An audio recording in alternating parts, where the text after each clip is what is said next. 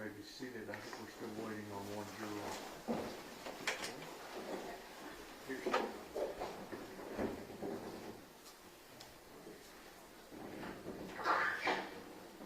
Good morning.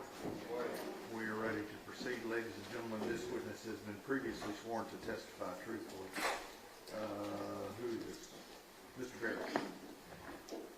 Ms. Reaga, would you please introduce yourself to the jury and spell your first and last name for the court report? My name is Erica Reaga, Ericayrenaga. And Ms. Reaga, what do you do for a living?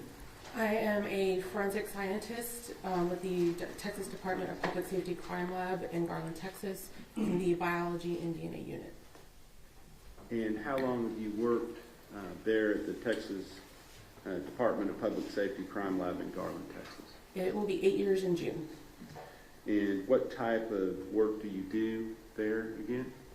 I am trained to examine evidence for biological materials, as well as the DNA analytical process and DNA interpretation. Within each of these areas, I can issue reports, document my findings, and testify when necessary. And what type of training and education did you have to qualify you for the job that you now hold? I have a Bachelor's of Science with a major in biology and a minor in chemistry from Bowling Green State University, and a Master's in Forensic Science from the University of Central Oklahoma. In addition to that, DPS does have a very extensive training program. It's modular based, so we will start with basic DPS and court proceedings, as well as the readings and our licensing exam that is required by the state of Texas. From there, we will move into our specific training field. I started with screening, and then we, as the years moved on, I added on to that with the analytical and interpretation processes. With regard to your ability to do your job on an ongoing basis, do you have regular proficiency testing as well? Yes, we are required to proficiency test twice a year. Now, the lab itself, is that lab accredited by some organization? Yes, we are accredited by the American National Standards Institute National Accreditation Board to international and FBI standards. And are they also recognized accredited lab with the Texas Forensic Science Commission? Yes.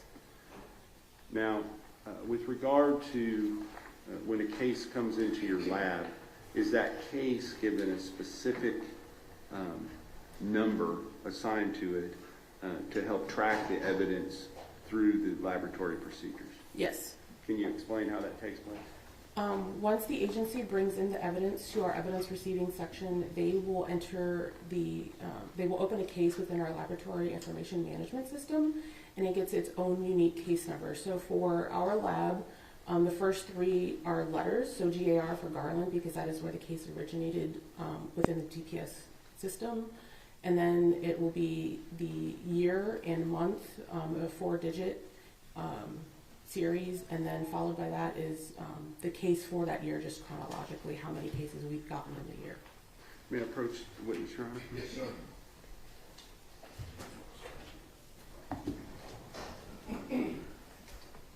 Yesterday, a different witness testified, several documents were admitted in evidence at that time.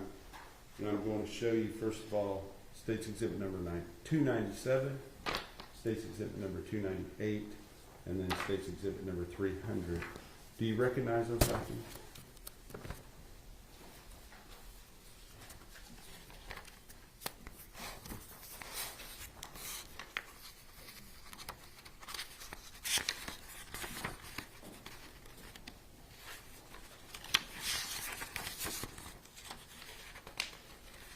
You don't have to look through every page, but just as far as looking at the outer document, does it appear to be associated with the same case that you're testifying on today? Your Honor, I would prefer that you look through it. That's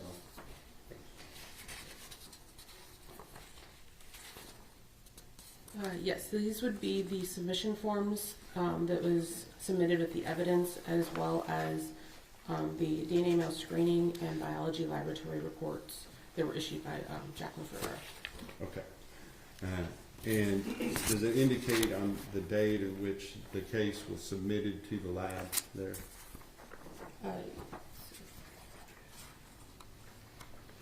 Yes, this would be the date that this evidence was submitted. Okay.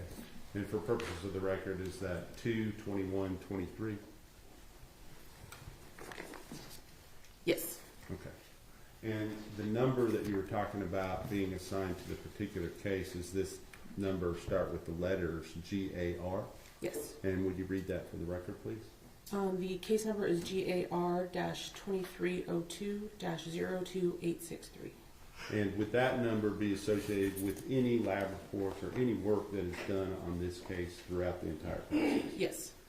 How do you make sure that that takes place when you work on a specific piece of evidence? So when an analyst gets the evidence to analyze it initially, they will look at the evidence and make sure that the case number, as well as any identifiers that are agency related, match what we have in our system with the submission form.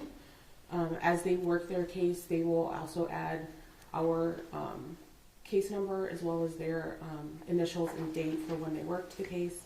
Any samples that are cut or collected will get its own unique item number, and our agency case number will be associated with that as well, and that's through the entire process. So for examination of the evidence, as well as the analytical process and the interpretation process. And so for tracking purposes, if a certain item is given a certain number, and then a sample is taken from that item and then sent further in the process, and maybe that is further divided, how is that documented through the process? So we have an outer item of packaging, say it's 01. Any samples or items within that packaging will be 0101, 0102, so on and so forth. If we collect, say we swab an item from 0101, it will then be 0101AA, and it will kind of go further and further. So swabbing will be one, the cutting that we took for the DNA extraction or analytical process will also be a further number. Okay. And so numbers kind of get long over time as far as what you're looking at, but if you look at those original numbers, you can tell where it came from, what item that came from, correct? Yes. Understood. All right, so as far as you personally, have you ever testified as in the area of DNA comparison and the analytics that go with it? Yes. Here in courts in the state of Texas? Yes. And about approximately how many times have you testified before? About 25 times. And specifically in this case, are you familiar with this case, the GAR 2302-02863 that we just showed the jury? Yes. And can you tell us specifically, is that a case that involves a victim by the name of Athena Presley Monroe Strand? Yes. And a suspect by the name of Tanner Lynn Horner? Yes. And can you tell us, just describe for us what part of the testing process that you took part in? I took part in this case by doing the analytical process for a portion of the evidentiary samples as well as the known samples that were submitted in this case. And what was it? Okay, so you talk about samples and known samples, kind of boil that down for us a little bit more so the jury kind of understands the difference between the two things. Yeah, so evidentiary will be any samples that we collected from the evidence that we received. Known samples are samples that came from an individual. We know exactly who it came from, so we can say that it's definitely their DNA on whatever that sample is. So it can be either a blood card or cheek swabs, which we call buccal swabs. All right. And did you have both of those things in this case? I mean, were both of those things submitted, I should say? Yes, we did have knowns from both individuals. And that would be from which individuals again? From Tanner Horner and Athena Strand. Okay. And just kind of walk through the analytical process that you handled, and describe which items that you handled and what you did with those items. To start, the analytical process is a 4-step process. It starts with extraction, and that's where we're going to add chemicals and heat to our samples to get any DNA off of those samples, break open the cells to release the DNA into solution. We're going to do several washes to purify it, so at the end we just have a purified liquid sample that is our DNA. And that goes through the rest of the process. In cases where there's, through our analysis, the screening portion, that first step, there's an indication that sebum may be present, we will do what's called a differential extraction. And that's where we will separate that one sample into 2 parts. One part that would contain sperm cells, and one part that could contain any other cellular types, so skin cells or blood. So that's the first step. The second step is quantification, and that's where we're going to see how much DNA is within that sample, and if possible, or not if possible, but if present, we can also detect if male DNA is within that sample. The third step is amplification, and that's where we're going to make millions of copies to better visualize our DNA profile on the last step. And then our fourth and final step is separation, and we're going to put the sample through an instrument that can separate out the DNA strand based on size, and it can give us a graphical representation of the profile. That profile is what is used for our interpretation process. Within this case specifically, I mentioned I did do the knowns for each individual. Okay, hold on for a second. So you said the knowns, you're talking Yes. about the buccal swabs and the blood counts, is that correct at this point?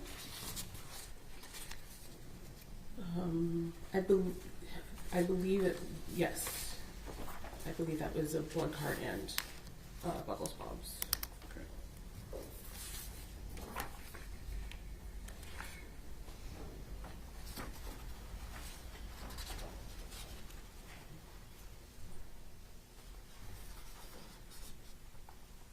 I'm not for sure on the blood card, but it was definitely buccal swabs from Tanner Horner. Okay. On the buccal swab from Tanner Horner, what did you do on that? It would have been that DNA, that 4-step analytical process. Okay. So if it would already have been put into some type of state for you to be able to do what you did, correct? Yes, it would have been cut by the analyst who did the first report. And who was that? That would have been Jacqueline Ferrer. Okay. And then once that tip of the swab is cut off, about how much to cut? For buccal swabs, we will cut a half of a swab. Okay.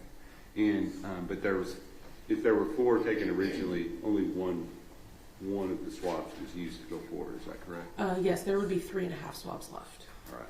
So any further testing needed to be done, those would be available. Yes. So with regard to your part on the buccal swab, kind of walk us. You did tell us kind of. I know that you described the 4-step process, but physically, what did you do? You know. So Jacqueline would have cut the sample and placed it into a labeled tube. When it was my turn to, before I would get it, our tubes are verified by another analyst, making sure we have all of the correct samples and that they're in the correct order based on our paperwork before we even start the process. And then once I get it, I will also verify that I have all of my samples, and I will add for that first step, add the chemicals to start the extraction process. But along the way, I am making sure that all of my samples are in the correct order to match all of the paperwork. Some of our instruments do require a second check by another analyst to make sure that the layout of our instruments are correct. After my entire process, another analyst will review the paperwork that I generated within my batch and do the net data analysis step as well, just to make sure they agree with all of my findings. Okay. And what is the goal with regard to these known swabs? What are we trying to accomplish I don't want to put the words in your mouth, but, you know, what are we trying to develop out of the known swabs, the buccal swab, the blood card? I mean, there's no real difference between the evidentiary and the knowns as far as the goal. We are just processing them to see if there's DNA present, and if there is, to generate a profile from those samples. And that's what I was getting at.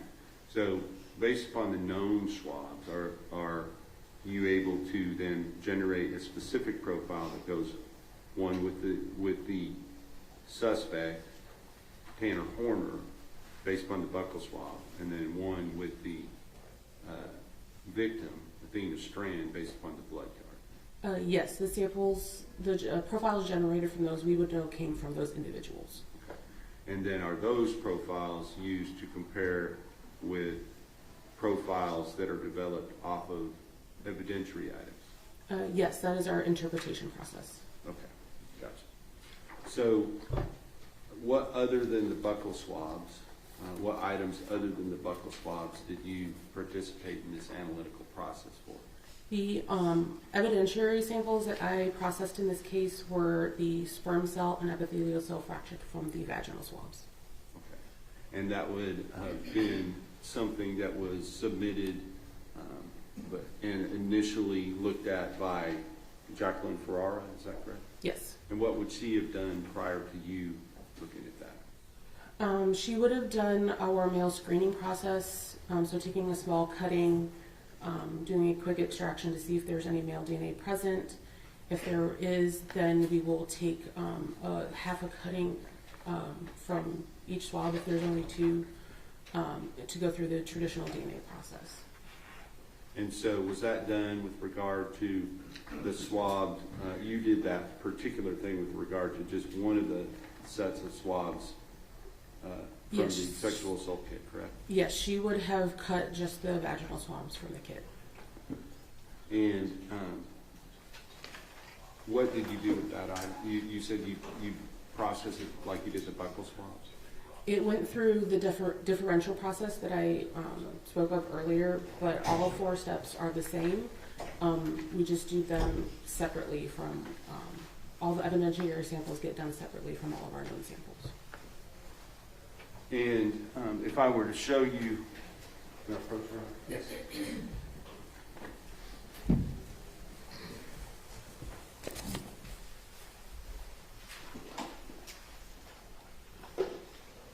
Is there some?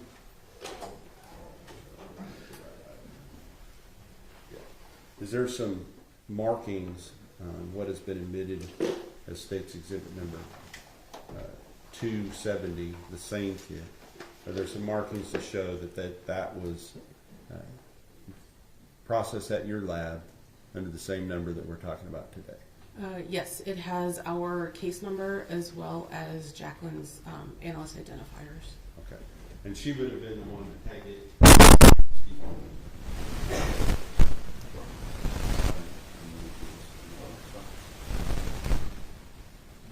She would have been the one to take the swab out of here and do the cutting before it happened. Yes. Thank you. what other items besides the buccals, the known samples, and then the vaginal swab did you participate in? Those were the only items within this case that I did anything with. Okay. And with regard to the work that you did on this case, are there specific procedures and processes that you are familiar with that have to be followed during the work that you do? Yes, we do have a standard operating procedure for everything that we do. And did you follow those specific procedures and processes in this case for the items that you analyzed? Yes. Okay. And do you have any other work that you did on this case that you feel is relevant to the analytical processes on any of the other findings in this case? No. All right. That's the witness. Cross-examination. Good morning, Mr. Renata. Good morning. We talked before. I think I just have maybe one question for you. And you talking about you processed the vaginal swabs. Did you process Only the vaginal swabs went forward for DNA during the batch that I did. And you did not do any microscopic analysis for the presence of sperm. Correct. And that is required to confirm the presence of sperm. It is, yes, it's required to confirm. It is not a requirement for our processes. Right, not Yeah. for you to go ahead and process the DNA, but just to confirm that is contains sperm and not epithelial cells or something else, you would have to look microscopically for the spermatozoa. Correct. That's what it's right. Just can you explain the reason why you would have only looked at those particular swabs instead of all of the 6 swabs? So based on the male screening results from Jackie's analysis, she decided that those were the ones to send forward. At the time, we were only sending a few samples forward. We didn't send everything. Additionally, sometimes there isn't enough male DNA within a sample that we know that we would get them within the profile. Sometimes there's too much female DNA that would overpower that male DNA. Understood. That's,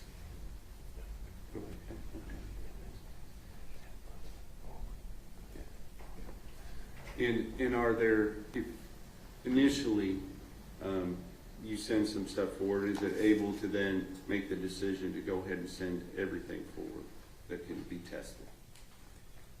That is a process that we can do. That was just not something that we did in this case, and I'm not sure what her results were, if there was anything else that was eligible.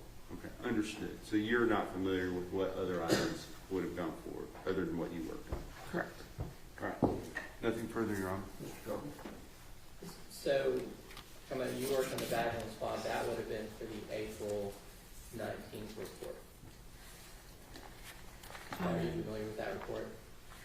The DNA report? Yes. I'm not sure which report that one would have gone. It would have probably been the first one. It would have been? Yeah. So the first report from Kristen Casoda on the vaginal swabs from Athena Strand, it states exhibit 299. Has not been admitted yet, sorry. In that report, it's the probability of obtaining a mixture profile in the DNA came from the victim and one unrelated unknown individuals 2 times. Wow. Sorry. I'll slow down. Your Honor, I'm going to object if he wants to admit the report at this point, that's fine, but object from reading for something outside of evidence that from a report that she did not issue. Well, let me start with that. That's a big enough question. Are you familiar with that report? If the vaginal swabs are on that, I would have done the analytical process for that report, but I did not write the report. Okay. Now you mentioned Ms. Ferrara's report. Sorry? Ms. Ferrara's report, Jackie's report? Yes. On the male screening. Yes. And on that report for the oral swabs, she did not detect the presence of male DNA. I am not familiar with her report either. I just know what she sent forward for DNA, and that's what I processed. And initially in spring of 2023, that was only the vaginal swab. Correct. That's what it's asking. Mr. Becker. Just one thing. Is there a difference between a finding of inconclusive and a finding of excluded? You understand what I'm saying? It says that the detection of male DNA on the item was inconclusive. Is that the same as saying there was no male DNA? For what type of report? Well, may I approach you? Yes. Just.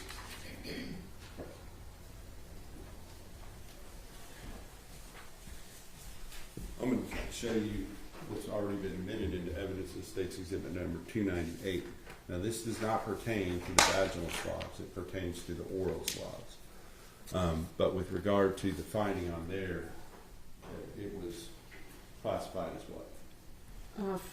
This is for the DNA male screening laboratory report. The oral swabs, the detection of male DNA on this item was inconclusive, utilizing the Plexer HY quantification kit due to the low male quantification value. So for this report, we are not doing any type of comparisons. So we are not making an inclusion or exclusionary statement. This is based strictly on the quantification results from that male screening process. So this indicates that male DNA was detected, but based on that quantification value, it was not eligible to send forward for our traditional DNA process. Thank you. No further questions, Your Honor. Mr. Belkey?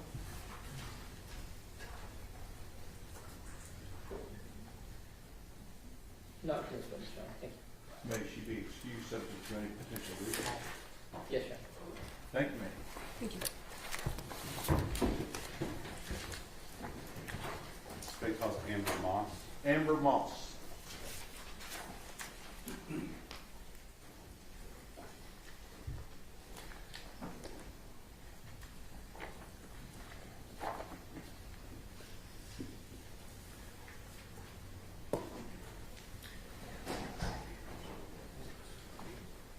Come here, please, ma'am.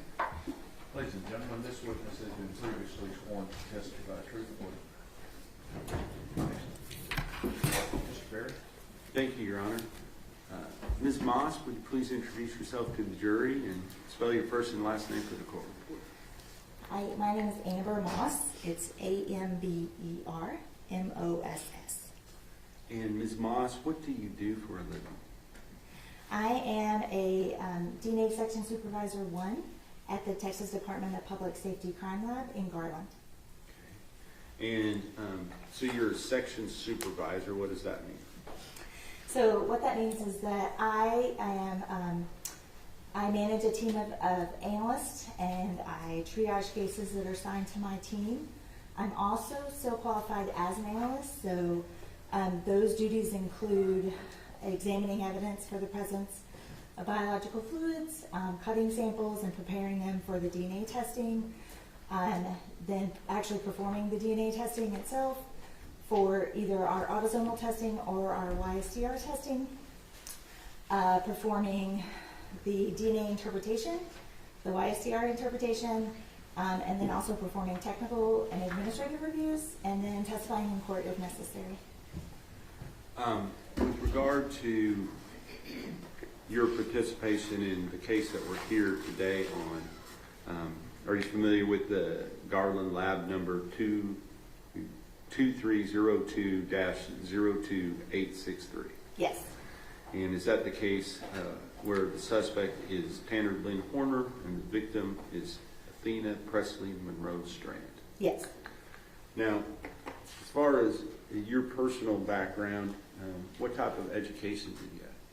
I have a Bachelor of Science degree from Texas A&M University at Commerce, and I also have taken postgraduate classes in population statistics and molecular biology from the University of Texas at Dallas. And how long have you been working as a forensic analyst? I've been qualified as an analyst since January 2000. Okay. So approximately 26 years, Yes. correct? So with regard to the process or your involvement in this case, was it actually as an analyst, or kind of describe what your part was in this particular case? So for this case, I did not, I was not an analyst involved in the case, but as the DNA section supervisor, my team handles capital murder cases. And so what that means is that when the cases are received, I will contact the agency to clear up any questions that we might have, determine whether it's going to be a death penalty case or not. And then I communicate with them to determine if we have any questions about what items to test and moving forward with our testing. And are there specific guidelines from the Texas Forensic Science Commission related to death penalty cases that you're required to make sure get followed? Yes. Okay. DPS has a policy in place that if a case is determined to be a death penalty case, then we will communicate with the attorneys on that case and determine exactly what items will be tested. If items will be depleted, we will let them know that. And then sometimes in some of those cases, those depleted items are processed a little bit differently. Okay. And that's kind of where I was going with that. Let's talk about you. You have some type of special licensing to do your job, or is it just through the lab that you're accredited? No, as an analyst, I'm licensed by the Texas Forensic Science Commission. Okay. And is the lab also accredited by that same organization? The lab is accredited by the commission, but we're also accredited by an American National Standards Institute National Accreditation Board. And is that sometimes referred to as ANAB? Yes, Okay. Or ANAB? yes. With regard to that, those specific rules for death penalty cases, if it becomes apparent that there is an item that would be depleted, well, first, let's talk about what depleted means. Would you explain the concept of something being depleted?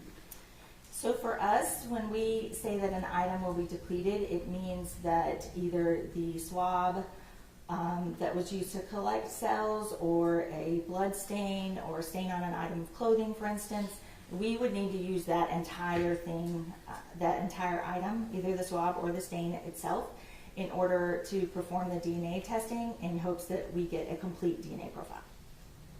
And if it becomes apparent to you along the process that certain items would be depleted, you said that you contact somebody about that, is that right? Yes, we do. For capital murder cases, we do. And who would that be? So it depends on each case, honestly. So a lot of times the submitting agency, so like the local police department, is our agency contact, and they are relaying the information to the attorneys. But for a lot of the cases, the attorneys are involved early on in the process, since it is a capital murder case usually. And so a lot of times we're relaying that information to them as well. And I'm going to just ask you, you talk pretty fast. Sorry. The judge reminded somebody we were not in Dallas, so the other day. So just kind of slow yourself down slightly. With regard to that process, you communicate the fact that something is going to be depleted. Is there some requirements for further testing if it is determined that something is going to be depleted? So our policy, we're required to let the agency know or the attorneys know, and then at that point, they can discuss and determine whether they give us permission to actually deplete that sample, and we perform the testing on that, or if we end up not testing it at all, or sometimes if those samples would go to a different lab to be tested. And in this particular case, you're familiar with Jacqueline Ferrara, or formerly Jacqueline Winston. Yes. And she did some of the initial screening in this particular case, is that right? Yes, she did. And then we just heard from Reaga, and she did some follow-up analytical work related to that initial screening. Yes. But after that point was done, had there been a number of items that were identified that would potentially be depleted by further testing? Yes.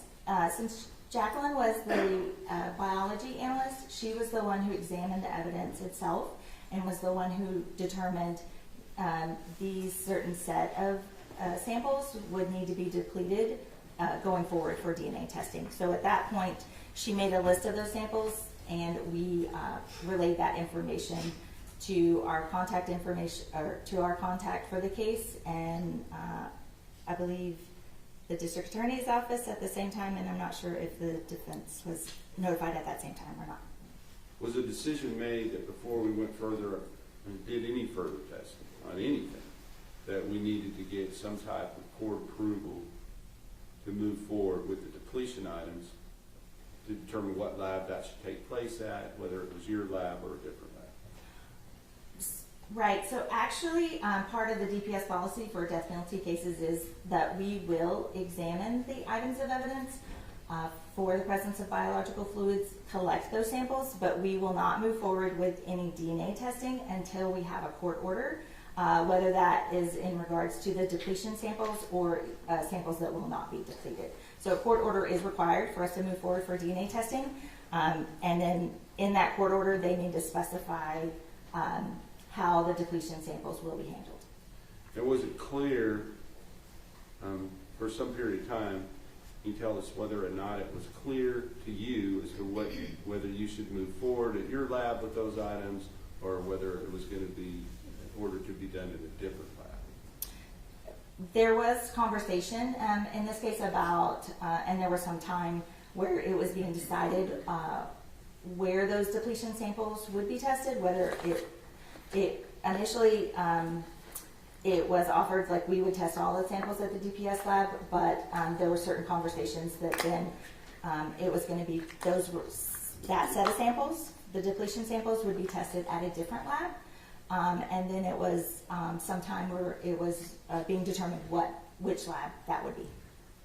And ultimately, was a decision made to go to a different lab for the depletion items? Yes. And was that ordered by the court? Yes. And was, when did that transfer of items to that lab take place? So once we got a court order indicating that the depletion samples would be going to a different lab, in April of 2025, I gathered those depletion samples, put them into a separate container so that they could be shipped out to that other lab. And then there was still some discussion about exactly when we should send those samples. So they had been separated but not sent yet, and then they were sent in May of 2025 to the other lab.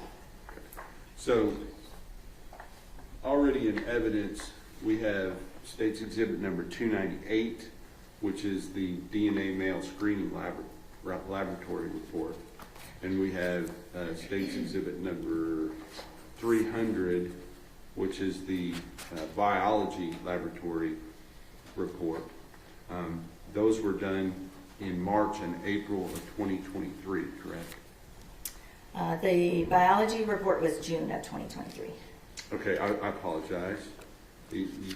You're right, I looked at the wrong report when I was saying the date. So March for the DNA male screening report, March 16, 2023? Yes. And then June 14, 2023 for the biology laboratory report? Yes.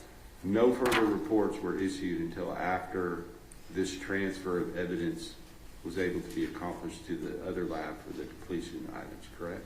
Correct. Right, so over 2 years to get that accomplished, is that right? Oh, I'm wrong. Wait. So we do have a DNA report, but it's from 2023, but it doesn't pertain to the depletion samples. Yes. And then after that, correct, there were no more reports issued until the issue of what samples would go forward for DNA testing and the depletion samples was resolved. So ultimately, where was the depletion samples, where were they ordered to go? Where were they ordered to go? Yes, Yeah. where were they ordered to go? Ultimately, they were ordered to go to a private forensic laboratory called Bodie. It's in Lorton, Virginia. And is that another lab that is also accredited by the Texas Forensic Science Commission, to your knowledge? Yes. Okay. Because there are some specific rules related to death penalty cases as to what type of labs can test those. Is that correct? I believe the statute indicates that it has to be an accredited laboratory, and I'm pretty sure the statute also refers to the Texas Department of Public Safety laboratory. Yes. But any testing needs to be done by an accredited laboratory. Understood. All right. So that testing took place, and was a report issued from the lab, Bodie lab, on the items that have been submitted that were considered to be depletion items. Yes. And have you had the opportunity to view that report? Yes. Okay. I'm not going to introduce it at this time, but once that transfer was taking place and Bodie had those depletion items, did the DPS lab in Garland then go forward with the rest of their testing? Or sometime during that, when in relation to that, did the DPS lab begin testing the items that they retained that were not depletion items? In this case, once we had the initial court order listing the samples that would be tested, we knew that there was still discussion about the depletion samples, but we'd already identified those samples. So any of the non-depletion samples we proceeded to start preparing those for DNA testing and then started DNA testing on that set of items at the DPS lab while we were still getting information about the depletion samples. Understood. So ultimately, it was, what was the date that the final reports were issued here from the DPS Garland lab? The DNA reports, we have a supplemental DNA laboratory report dated September 15th, 2025, a biology and DNA laboratory report dated September 15th, 2025, a YSTR laboratory report dated September 15th, 2025. Can you explain the difference between the regular DNA report and a YSTR report? Yes, so our regular DNA laboratory report, it refers to our sort of mainstream testing. It's our autosomal testing, so that tests for male and female DNA. It just tries to copy whatever DNA is present, human DNA is present on the sample. The YSTR testing is male specific, so it will not pick up any female DNA that's present in the sample. It will only focus on the male DNA present in the sample. And is that YSTR process, is that, for lack of a better word, more sensitive? How does that work? It is a little bit more sensitive, but it's more specific because it's only targeting male individuals, and so it is useful in, it's more of a specialized type of testing, I would say, because it's useful in some samples where you have a high amount of female DNA and a small amount of male DNA, and that female DNA overpowers the male DNA in our normal autosomal testing, and so the YSTR testing allows us to only focus on the male DNA present. Okay. So was there both autosomal, if I call it STR testing and YSTR testing, is that correct, or is that? Yes, that's correct. All right. So was there both types of testing done at the DPS lab in Garland? Yes. And depending on the item and the sample, is that right? Yes. And was there also, to your understanding, both types of testing done at the Bow lab? Yes, there was. Depending on the sample? Yes.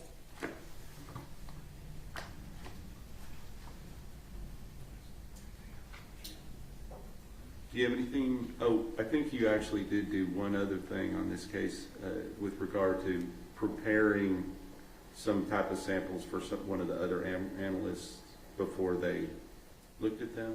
Something related, I believe it was to Elizabeth Seastrunk. Is that right? Yeah, I could be mistaken about that. Jacqueline was had already left the DPS laboratory when once we were able to get the list of samples that needed to be cut and the court order listing those samples. So Elizabeth Seastrunk is a different analyst who actually cut the non-depletion samples to be processed at the DPS lab. I didn't know, as far as, I think it was just separating out which samples she was supposed to be dealing with going forward.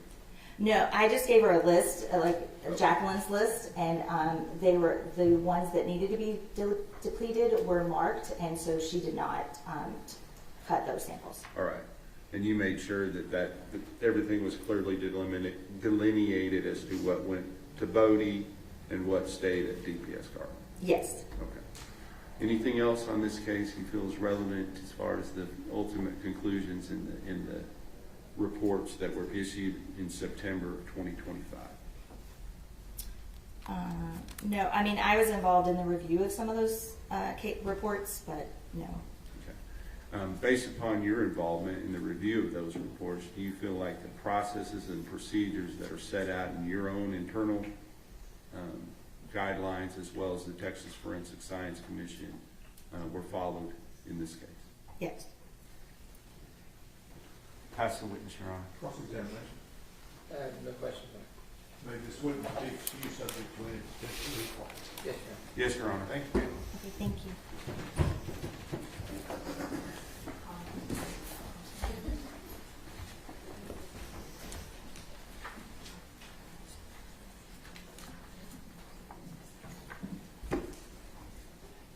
State calls Elizabeth Seastrunk, Your Honor. Okay, Elizabeth Seastrunk.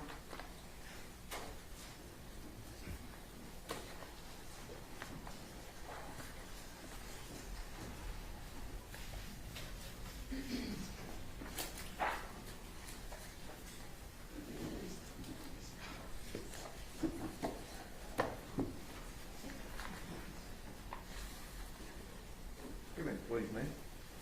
Just have a seat. Ladies and gentlemen, this witness has been previously sworn to testify truthfully. Mr. Becker? Thank you, Your Honor. Ms. Seastrunk, would you please introduce yourself to the jury and spell your first and last name for the court? My name is Elizabeth Seastrunk. That is spelled Elizabeth. Last name Seastrunk. Pull that microphone a little bit closer to you. Thank you. Can you just kind of tell us what you do for a living, first of all? I'm a forensic scientist at the Texas Department of Public Safety's Crime Laboratory in Garland, Texas. And did you have to, what kind of education did you have to qualify you for that job? I have a Bachelor's of Science in Biochemistry, Molecular, and Cellular Biology from the University of New Hampshire, as well as a Master's of Science in Forensic Science with a concentration in Forensic Biology and DNA from Oklahoma State University Center of Health Sciences. And as far as your duties, well, let me ask you, how long have you been working there at the DPS Garland Lab? I've been working at the Garland Lab for about 3 years, but moved into the DNA section about 2.5 years ago. Okay. And so that would have been after November 30th of 2022, correct? That you've moved into the DNA section? I moved into the DNA section in October of 2023. Understood. So after you, well, first of all, was there a different analyst that had left as far in conjunction for personal reasons, family reasons, that at the time that you came into the lab, or did you overlap? What do you mean by that question? Jacqueline Oh. Winston, Jacqueline Ferrara? I had moved into the DNA section while Jackie was still there. Okay. And so, but after she left, were you asked to do some work on the case where the suspect is Tanner Lynn Horner, the victim is Athena Monroe Strand, and that has a specific Garland case number GAR 2302-02863. May I refer to my notes? Yes, ma'am.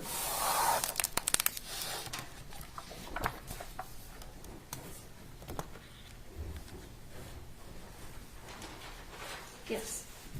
So at that time, what were your duties in the DNA lab?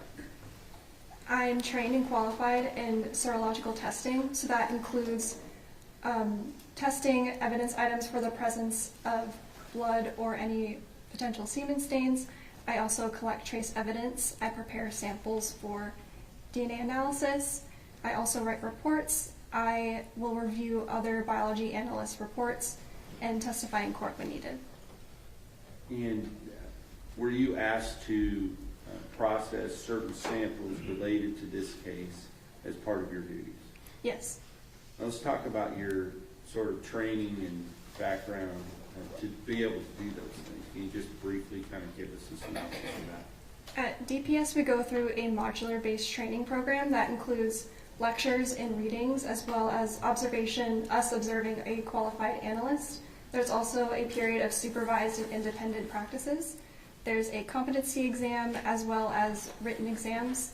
There's a comprehensive oral examination and a mock trial as well. And we go through a period of supervised casework before we are authorized to perform independently. And had all that been completed by the time you were working on this case? Yes.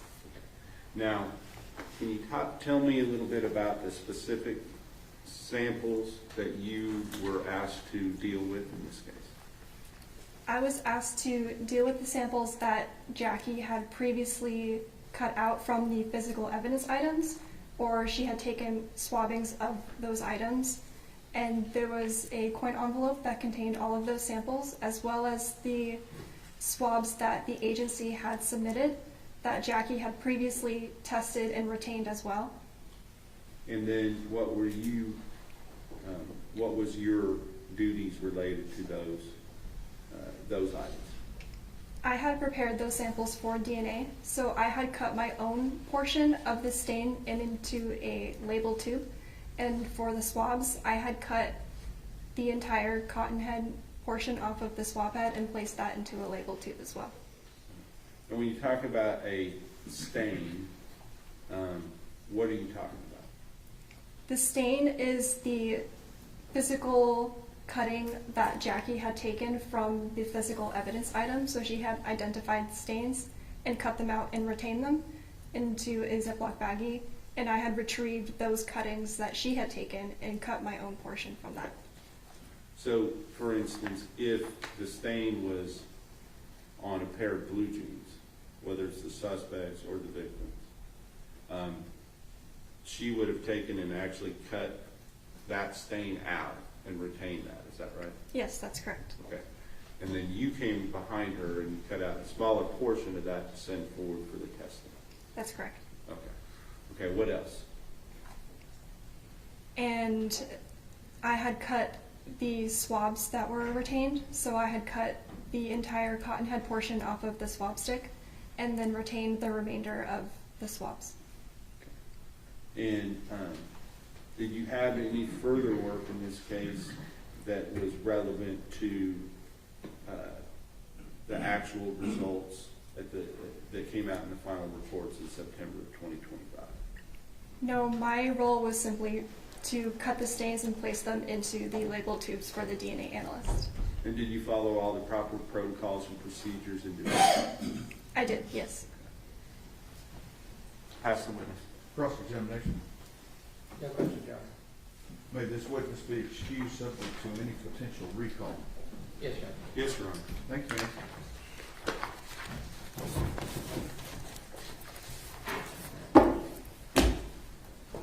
State calls Ruby Kelly, Your Honor. Ruby Kelly. Judge. Your Honor.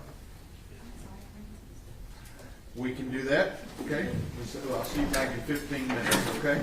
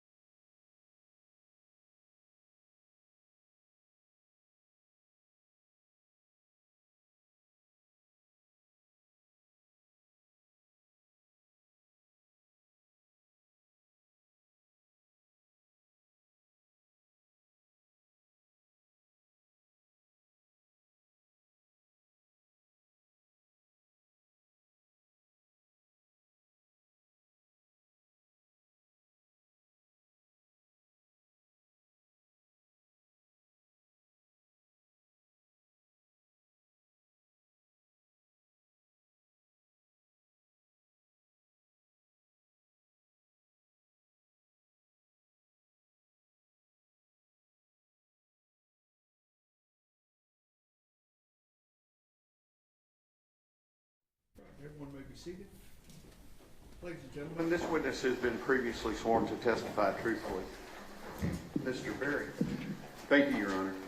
Good morning, Ms. Kelly. Good morning. Would you please state your name for the jury? Ruby Kelly, And would you spell your first and your last name? Ruby Kelly. And what do you do for a living, Ms. Kelly? I am a forensic scientist in the DNA section And where specifically? at the Texas Department of Public Safety Crime Lab in Garland. And how long have you been doing that? About 6.5 years. And what type of background and education did you have to, first of all, be hired to do that job? I have a Bachelor of Science with a major in biology and a minor in chemistry from the University of North Texas, and a Master of Science in Pharmaceutical Sciences with a concentration in DNA analysis and serology from the University of Florida. And I also have a license through the Texas Forensic Science Commission. And in addition to you being licensed by the Texas Forensic Science Commission, is the lab accredited through that same organization? It is, yes. As well as ANAB? Correct. Okay. Now, since you've come on, once you were hired there, what have been your duties since you've been there? My job duties include screening evidence for the presence of biological fluids like blood or semen, performing laboratory procedures for DNA analysis, making interpretations and comparisons of known evidentiary profiles to known reference samples, preparing reports of my findings, and testifying in court. May I approach, Your Honor? Yes, sir.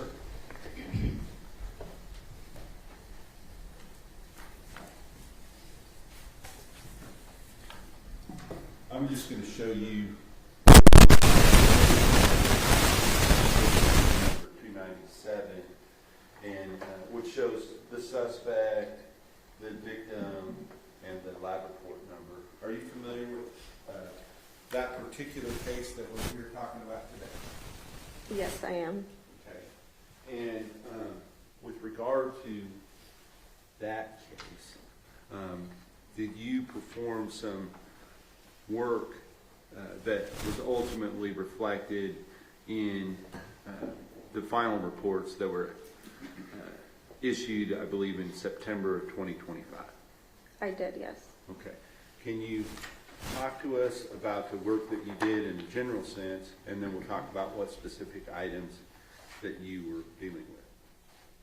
I performed the laboratory procedures. It's a 4-step process that we use to obtain the DNA profiles, and I did this for both our autosomal testing and our YSTR testing that is male specific. Okay. And autosomal, is that sometimes also referred to as STR testing? Yes, autosomal STR. Okay. So there's YSTR and autosomal STR. Is that right? Correct. All right. So you did work on items for both of those. Let's talk about those two categories. Is the work that you did different for those two categories or the same? They will differ at the 3rd step, the amplification step, where we use a different set of chemicals to target specific regions on the Y chromosome for the YSTR testing. Okay. And is that part of the work that you did in this case? It is, yes. Okay. So let's talk about the different items that you dealt with in this case. I believe you have the lab submission form there in front of you. If you need to refer to that, you can. Does that match your records as far as the items that were submitted to be tested?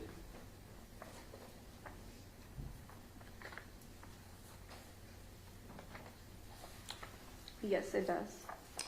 So using that maybe as a reference, can you tell us what items that you worked on?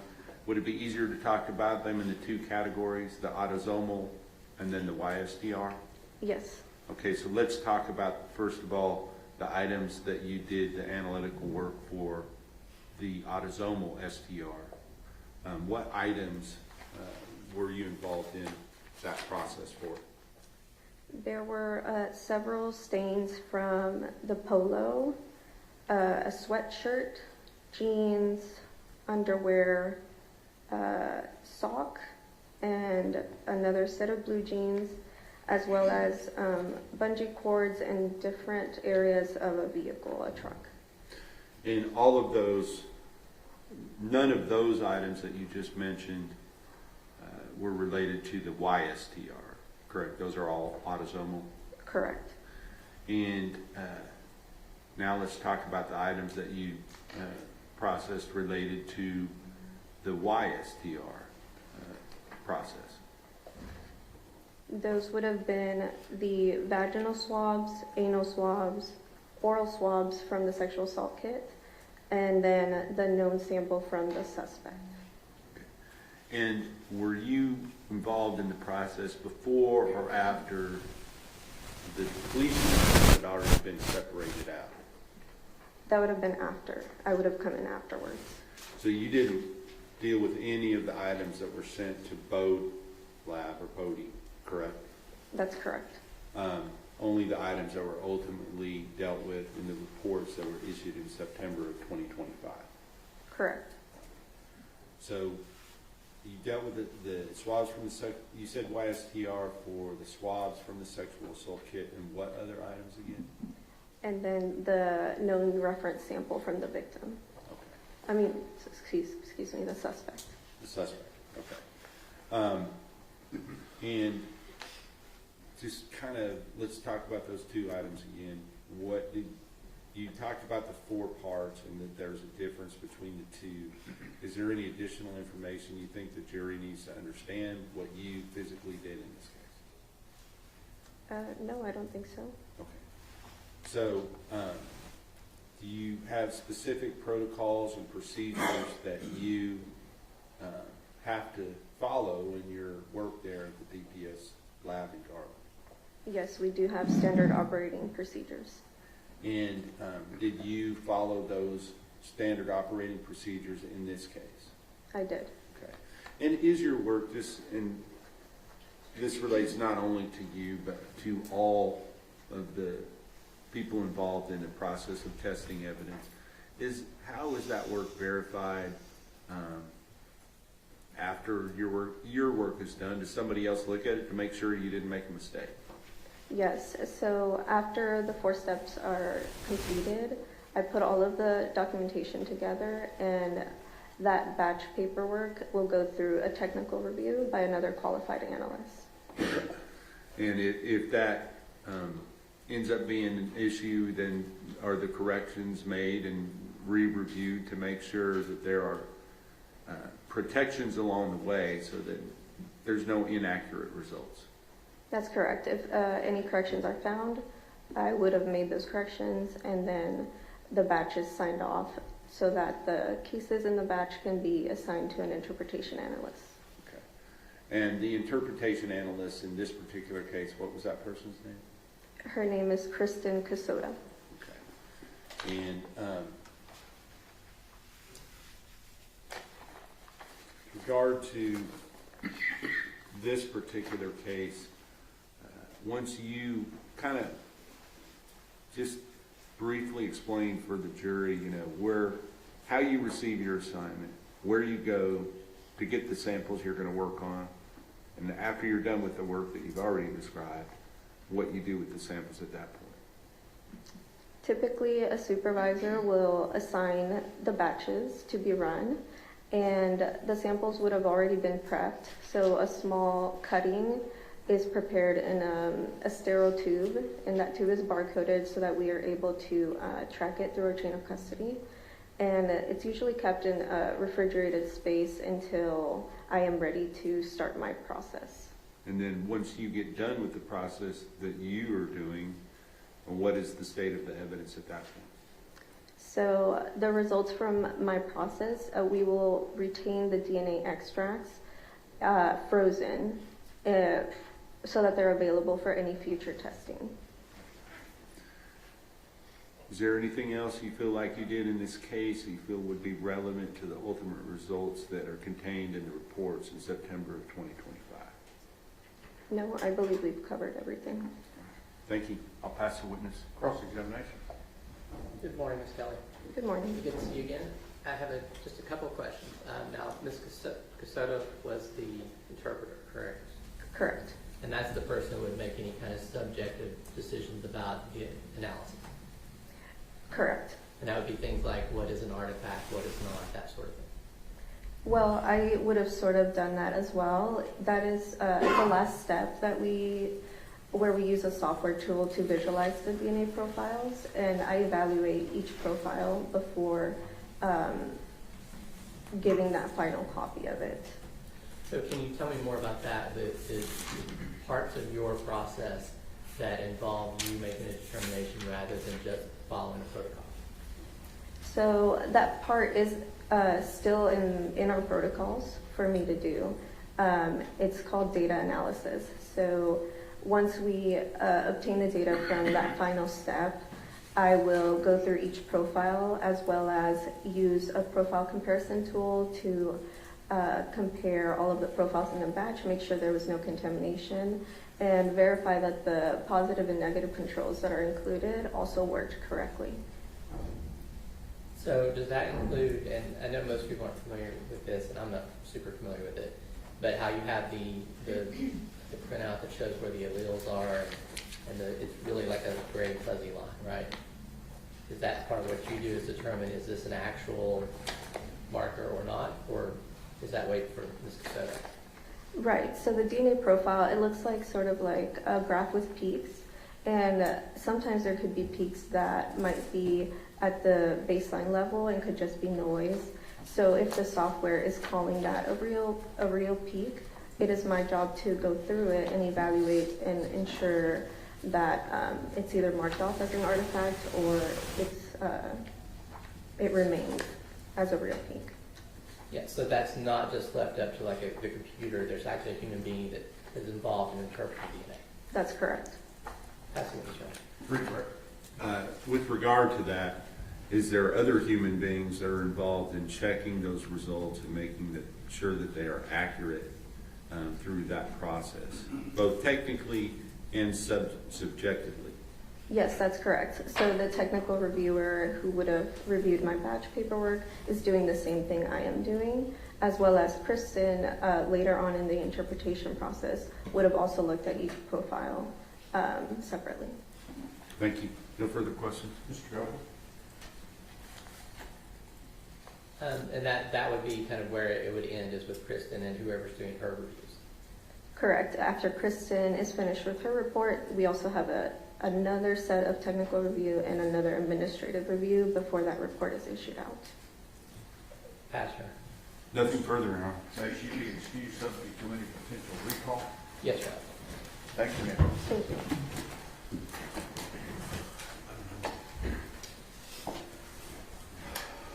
Our next witness is en route, so gonna have to make you sit in the jury room, and as soon as he gets here, we'll bring you right back in. I don't know how long it'll be, so bear with me, okay?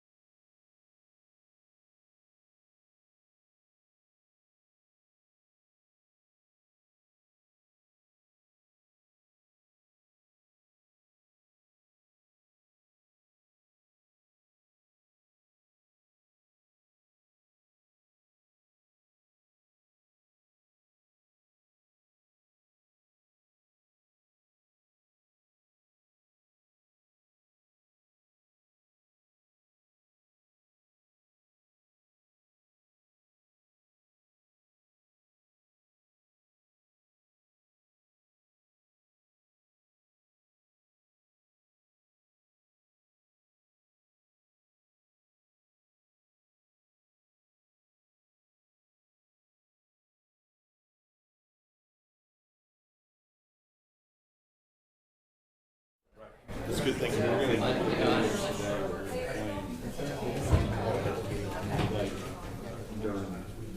he's going to testify.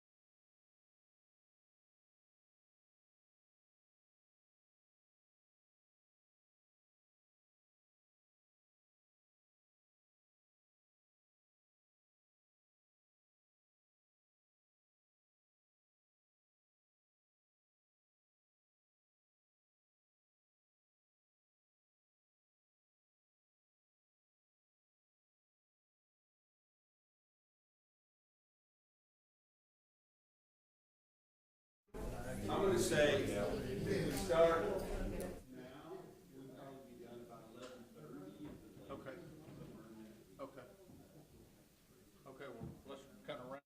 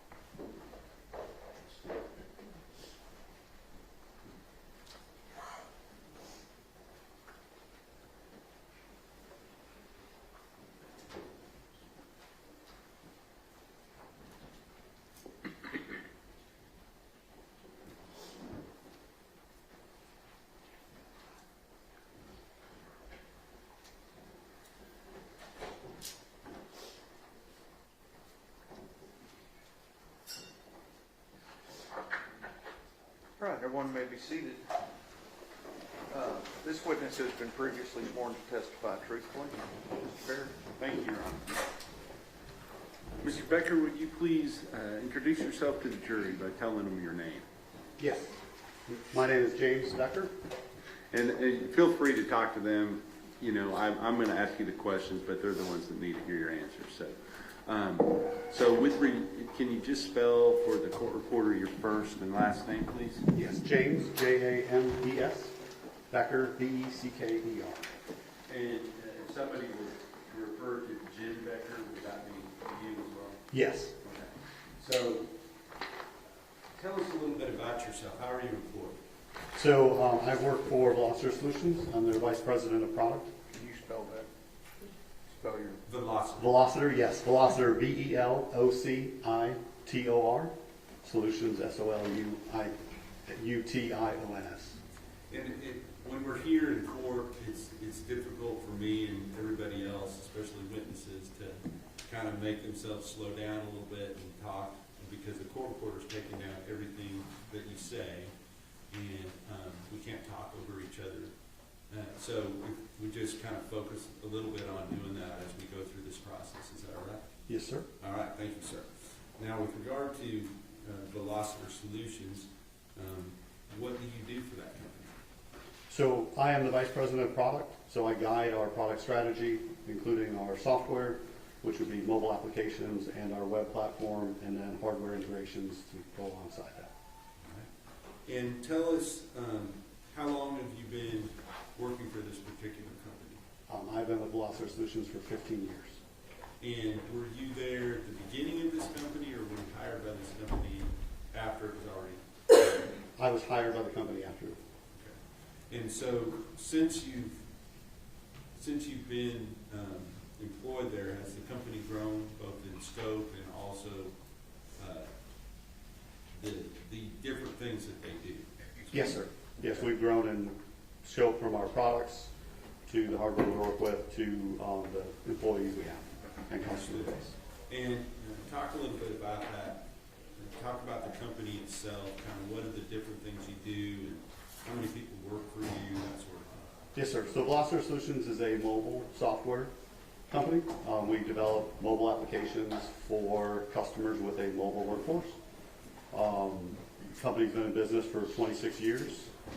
We have our main product is VTrack, which is our fleet management driver safety platform. We also have another product, Field Services, which is our mobile field software for, could be delivery, sales, or service in the field.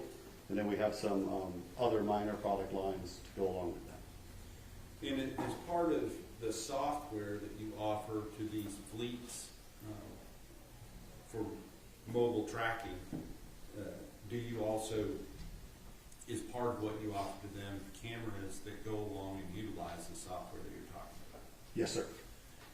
In addition to just being a standard type camera, are these something, what do you call the camera, the actual device that you use in the vehicle? So it can be referred to as a dash camera.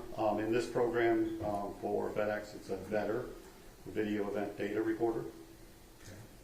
So if I call it a dash cam or a VEDR, it's the same thing in your mind? Yes, sir. Does that do more than just record video? So the device is designed to start recording, turn on when the vehicle is turned on. It will record forward-facing video and driver-facing video. The onboard device will have a storage card. In this case, the device has a storage card that is capable of storing 40 hours of video, and then it will overwrite sequentially. The device sends up GPS breadcrumb with a cellular radio that's embedded inside of it. Okay, so you're going to have to slow down there just a little bit. Okay, so let's talk about what you mean by GPS breadcrumb. Yes, sir. So it's the latitude and longitude of the device. So it has a GPS radio and antennas that'll connect to GPS satellites to determine its location, along with a cellular radio to communicate that data via the cellular networks to our cloud. Okay, so embedded within the camera, you said there's a cellular device that communicates with the cellular network. Is that correct? Yes, sir. Right. And because those breadcrumbs, why do you think they call them breadcrumbs? Or do you know? I don't know that I could answer that question. But if I mean, it's from the tale of dropping breadcrumbs to find your way back. So, does it create a trail that you can then follow to determine somebody's movements later? Section leading your honor. Go ahead and finish the question, and then don't lead your Well, witness. I'll rephrase. You said from the story about dropping breadcrumbs, what was the purpose of dropping the breadcrumbs? so you can retrace your steps. Right. And does the breadcrumbs that you're talking about allow you to do that? Yes, sir. Okay.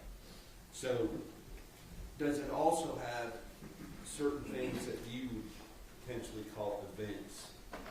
Yes, sir. And can you explain what you mean by events? Yes, the device contains an accelerometer, which will detect G-force for events such as hard brake, hard turn, hard acceleration that are set at a threshold. Those events will be set up to our platform, and then we request the video footage from the camera at that time to be able to show what happened during those events and track additional behaviors that we note during those events. There's also a panic button for the driver to press, which would be a panic event to our system. What would you call a panic event? Usually drivers will use that for if they're in trouble, if there's an accident, if there's something that they want their management to see, they're able to press that button. So for instance, if somebody was hurt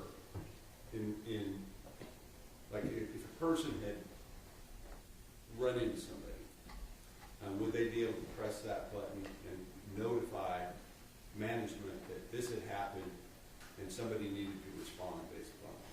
Yes, sir, that's the intent. The platform allows companies or users to set up notifications via email and SMS text based on events. So one of those events that they can use for notifications is panic, and they would be notified in near real time that the event occurred and be able to see the video footage from that.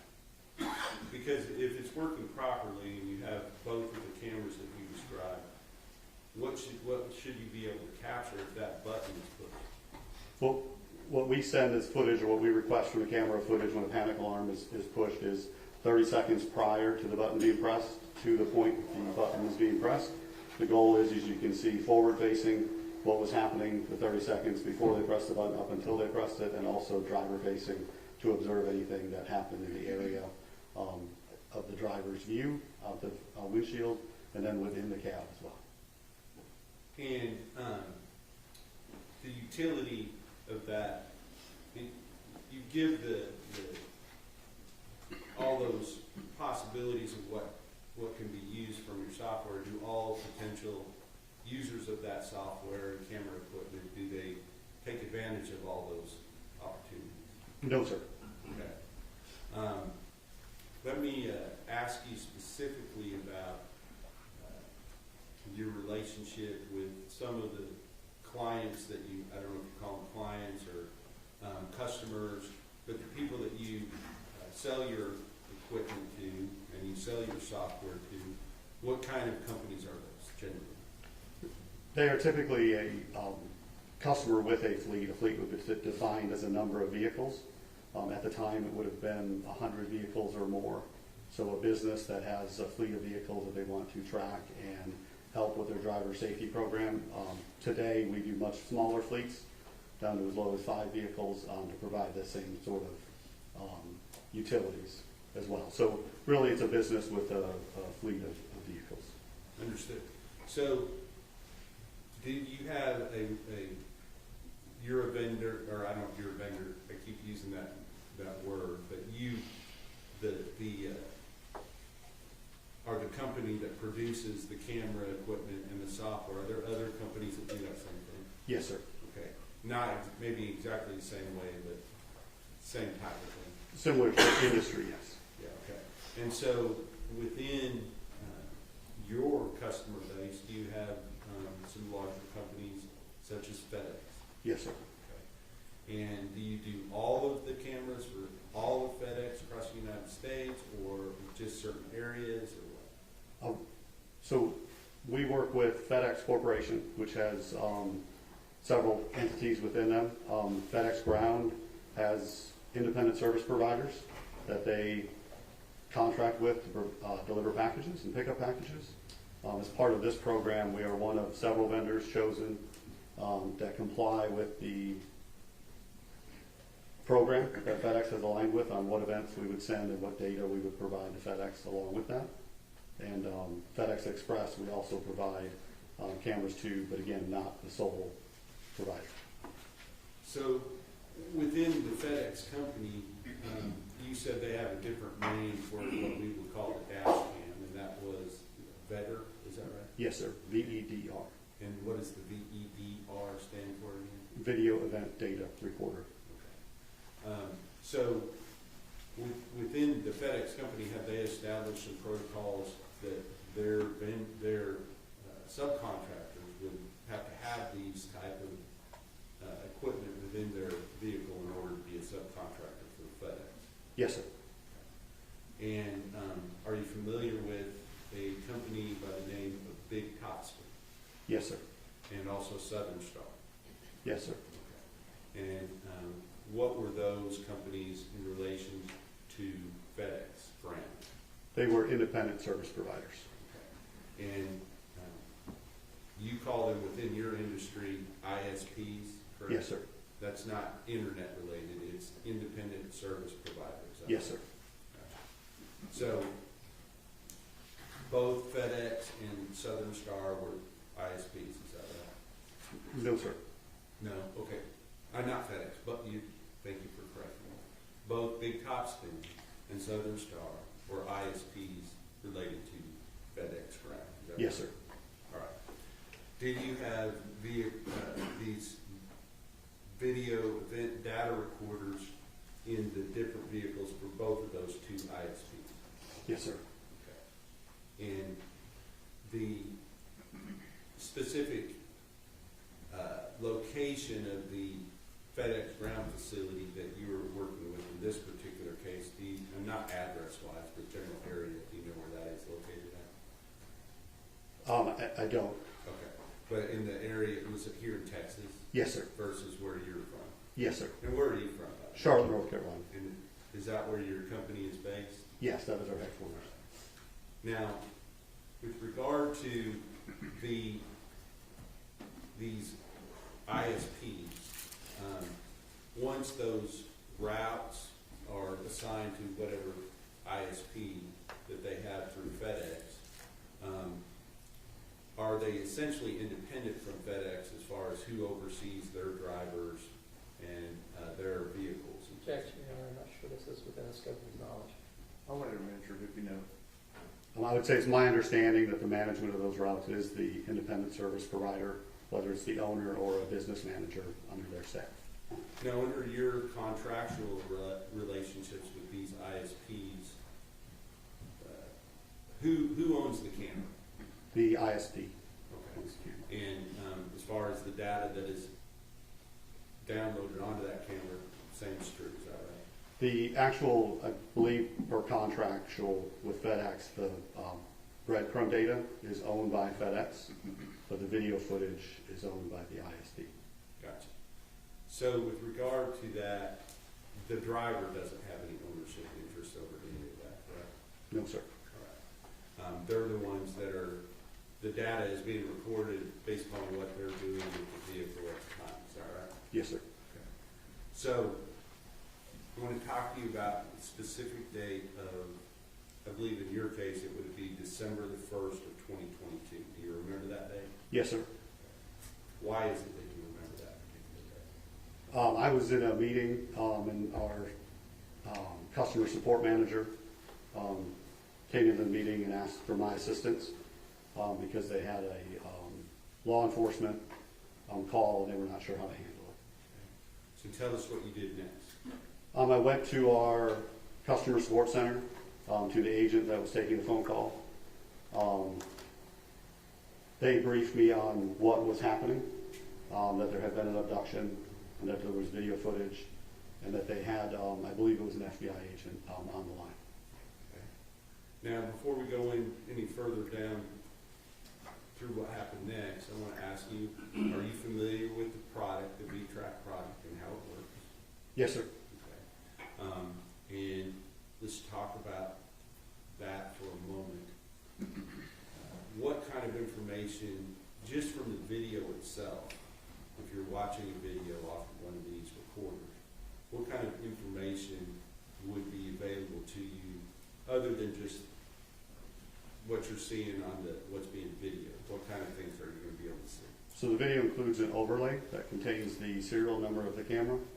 It will include a timestamp in UTC or GMT time. It will include the speed of the vehicle and then the GPS coordinates as they're updated through that video footage. And so, as you're watching the video, will you see the speed change based upon what the driver is doing? Yes, sir. What else would be changing as it's going on? The time will change as it goes on, and also the GPS coordinates. Okay. And with regard to the time, is that time in a specific time zone? It is in UTC or GMT. They're the same. All right, so just for purposes of the record, is UTC universal? Coordinated universal time. Coordinated universal time. Yes, sir. All right. And then GMT, what is GMT? Greenwich Mean Time? And are those the same? Yes, sir. Okay. And with regard to that time of year, specifically, late November, early December of 2022, what would be the difference in times between UTC time and the time here in Texas, Central Standard Time? So here will be 6 hours prior to UTC time. Okay. And the way that that's noted often is like UTC -6, is that right? Yes, sir. Okay. So if UTC time showed 23 or 11 p.m., you would have to back that up. You subtract 6 hours from that, and that would be 17, which Yes, sir. would be what time? 5 p.m., sir. 5 p.m. Okay. So just so that it's understood that what you're watching, the time's not going to be exactly the same as it is here, but the reason is because of what? The reason UTC time is used is it doesn't change. We don't have the daylight savings time. You don't have time zones that a vehicle could cross. So that way it's a coordinated time that can be seen through footage. And based upon your knowledge of the software, if you're able to examine a specific camera, specific downloaded storage device from that camera, are you able to tell whether or not you believe that it's operating correctly and capturing the time correctly based upon the event data and everything else that goes into the video event data recorder other than just the video itself? We would use additional items on our platform where we have the owner's time zone, which helps us determine that offset from UTC time. And were you asked to, let me ask you, how are you able to get video off of the video event data recorder? There's 3 ways to obtain video footage from a Becker camera. The first is through a cellular connection to download a video clip from the platform. At the time, our platform offered 30-second video clips. So you do a manual download, you find the time that you're downloading, and you choose to download it, and you wait for that video to be downloaded through the internet. Another option is to remove the storage cards and use a proprietary tool to play that footage, and you can export that footage. The third option is you can attach a USB drive to the camera itself and connect to the camera with the manufacturer's application and download that footage as well. Now, what type of storage device is maintained within this video event data recorder? It was a standard SD card for that model. And when you say a standard SD card, a lot of people know what that is, but some people don't. So can you describe it, please? I say standard meaning the size. I don't know how to describe an SD card, but today there's micro SD cards and there was mini SD cards, but this was a standard SD card, approximately 3 inches wide by 1 inch, and maybe a 1/16 of an inch thick. And were you asked to access remotely some footage from a particular vehicle? Yes, sir. And did that particular vehicle relate to a particular driver? Yes, sir, it was a driver. Okay.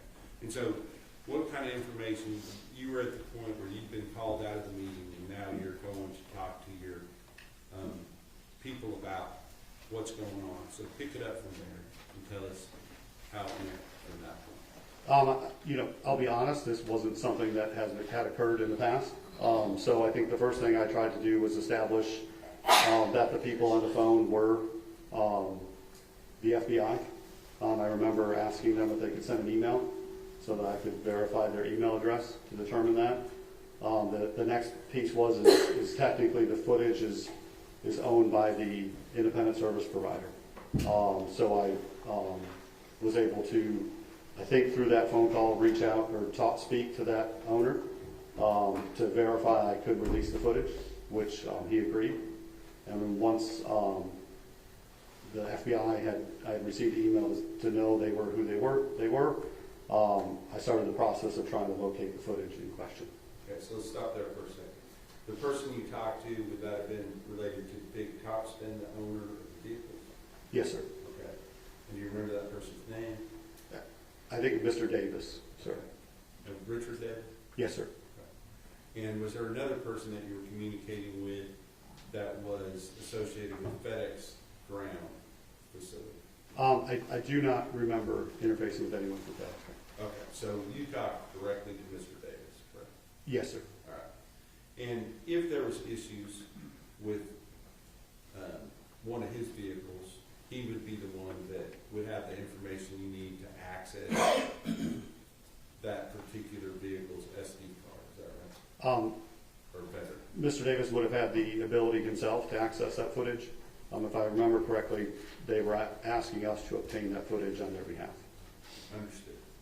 So when you received that information, what information did you have to get from Mr. Davis in order to be able to know which camera that you were trying to access? The vehicle number. Okay. And where is the vehicle number located on the vehicle? It's my recollection the vehicle numbers are on the back of the vehicle, above the back door. They may also be on the front of the vehicle, but from my experience, they're on the back of the vehicle above the door.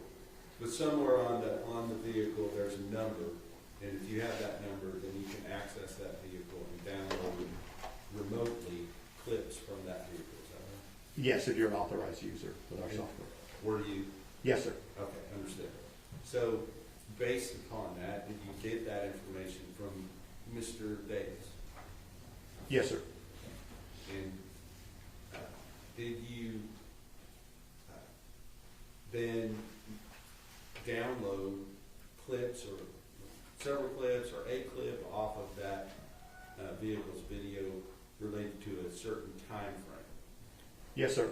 We were able to view footage from a time frame, from the description of what the FBI had described. We thought that was the footage. We downloaded video footage, but unfortunately, the downloaded footage was an hour off because I was in East Coast and the owner was in Central Time. And because of the urgency of it, I took a screen recording of the video and sent it to the FBI agent with my phone. Sorry, I took a video of the screen with my cell phone. All right, so you're looking at something on a computer, and you said you took a video of what you were looking at with what? With my iPhone. Okay, and then what did you do with that video that you took? I sent it to the FBI agent, I believe, via text message. It may have been over email. I don't recall. And once you had done, I guess let me ask you this. I want you to describe, you go into the room, you begin to try to download the video. You were given a time frame to look at. What did you see when you pulled up the video for that particular time frame? I believe it was a driver. Just with, Your Honor, here's that. I don't think that video's been admitted yet.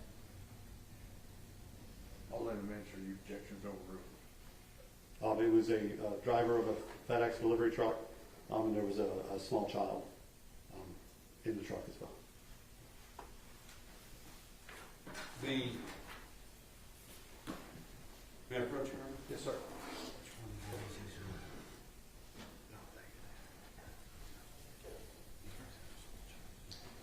All right, so based upon that, what you saw, kind of what's going through your mind at that point? I don't recall. I mean, I think panic, to be honest. That's why I was having trouble downloading the actual footage, and the urgency from the FBI agent on the phone for them to be able to see what I was seeing. And is this, what date, if you remember, is this taking place on? I believe this happened on December 1st. So this would be Thursday, December 1st, one day after Wednesday, November 30th, 2022, is that right? Yes, sir. Okay. So once you send that video, did you stop there with what you were doing? On that day, yes, sir. Okay. So did you do anything else with regard to doing any research related to this particular situation?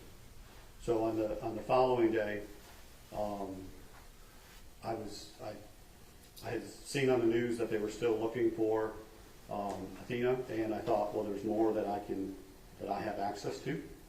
So I took it upon myself to pull that vehicle back up in our VTrack platform.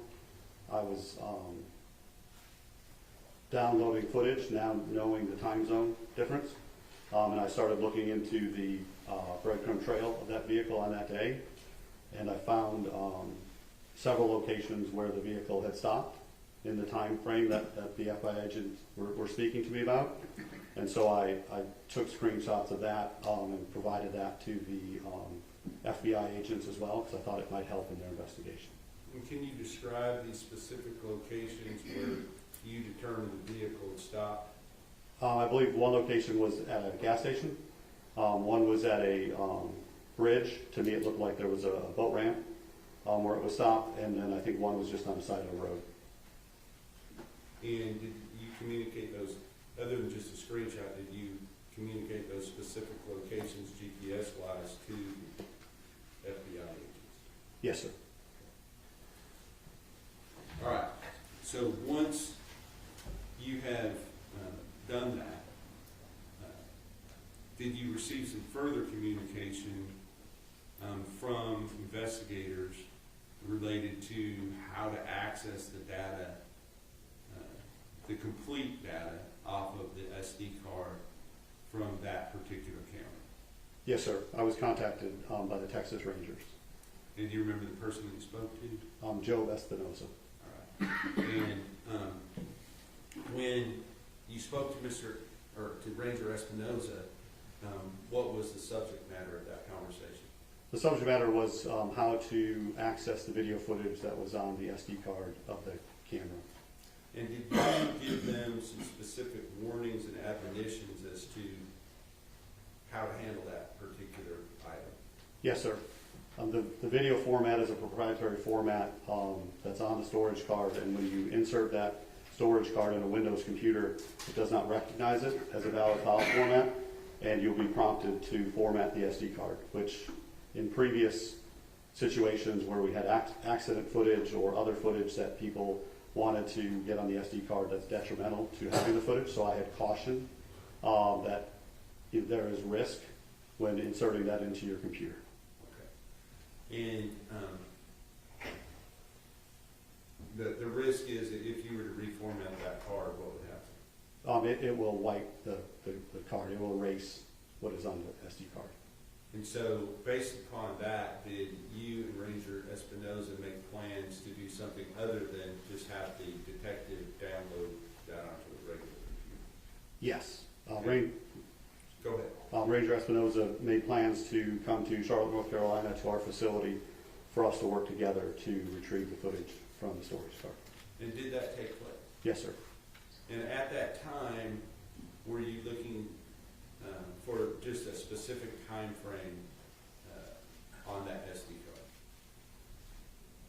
recollection from that day is we were looking for footage because of the UTC time. I believe Ranger Espinoza has a current footage of up until midnight UTC time, which would have been 6 p.m. In Texas, but he did not have the following day UTC, which would have been 6 p.m. to midnight on there, and so we worked to get that footage for him. So the complete day of November 30th, 2022 in Texas time. Understood, because UTC time, it would already have been, at 6 o'clock in Texas, UTC would have been midnight. Yes, sir. It would have been a different day, UTC flights. Yes, sir. So are they separated out like that as far as how the videos are categorized one day and then the next day, but it's in UTC time? On the cameras, they are. Yes. So once you downloaded the rest of what would have been Central Standard Time, November 30th, 2022, did you give that download to somebody? Ranger Espinoza took that video footage back with him. Okay. Now, were you then contacted later to actually come to Texas to re-examine the SD card with the defense experts present to make sure that the complete download of everything related to the defendant that was on that SD card could be recaptured? Yes, sir. Can you just kind of explain the process of how that took place and what, if any, special equipment you brought with you in order to make that happen? I brought with me one of the cameras. It's an older model camera that we do not sell anymore, but we had some. They have power supply because these are usually plugged into a vehicle, so they run on 12 volts and not your standard 110 in an outlet. So a power supply to be able to power that camera so that we could insert that SD card in that camera and use a USB drive to be downloaded directly from the camera to the USB drive. I'm focusing on the day of November 30th, 2022, Central Standard Time, so that would include part of both days, UTC time. Were you able to recapture all of the video from that particular day, the entire route, from beginning to end, that Mr. Horner was driving that vehicle? We were able to recover all of the video that was on the SD card from that day or days from the camera. I do not recall if there were any breaks where the camera may have turned off. Okay, understood. And let's talk about that before we ask anything else. Are there parameters as to when the camera will turn off in relation to when the vehicle is powered down? Yes, sir. The camera works. It will turn on with ignition, and then when the ignition is off, we have a timer set for the FedEx ISP program. That's for 15 minutes, so the camera will stay powered on for 15 minutes after the ignition has been turned off, and at that point it will shut down. Okay. So, in addition to the date of November the 30th, at that time, were you able to recover additional days on which Mr. Horner was driving that particular vehicle? Yes, sir. And if you remember the dates, do you remember the dates? I believe there were a few days prior, but there were some breaks in that from a calendar perspective, and I believe the following day also had video footage. And is it possible that it was both the following day and the day after that as well? Yes. Okay, I apologize. The following day, on December the 2nd's videos, was there actually a different vehicle that was owned by Southern Star, I believe, or a different company, ISP, that was, the video was downloaded off of that? There was a second card that was introduced to look for footage. Okay, and were you able to access footage from that SD card as well, on which the defendant could be seen driving the vehicle? Yes, sir. Okay. In order to do that, you had to get the SD cards from somewhere. Where did that come from? Someone from the Wise County Sheriff's Department or law enforcement brought evidence in packages. They pointed out that it was sealed, I think more for the other people in the room, not maybe me, and opened those and had some sort of log to report that. Okay. May I approach, Your Honor? Yes, sir.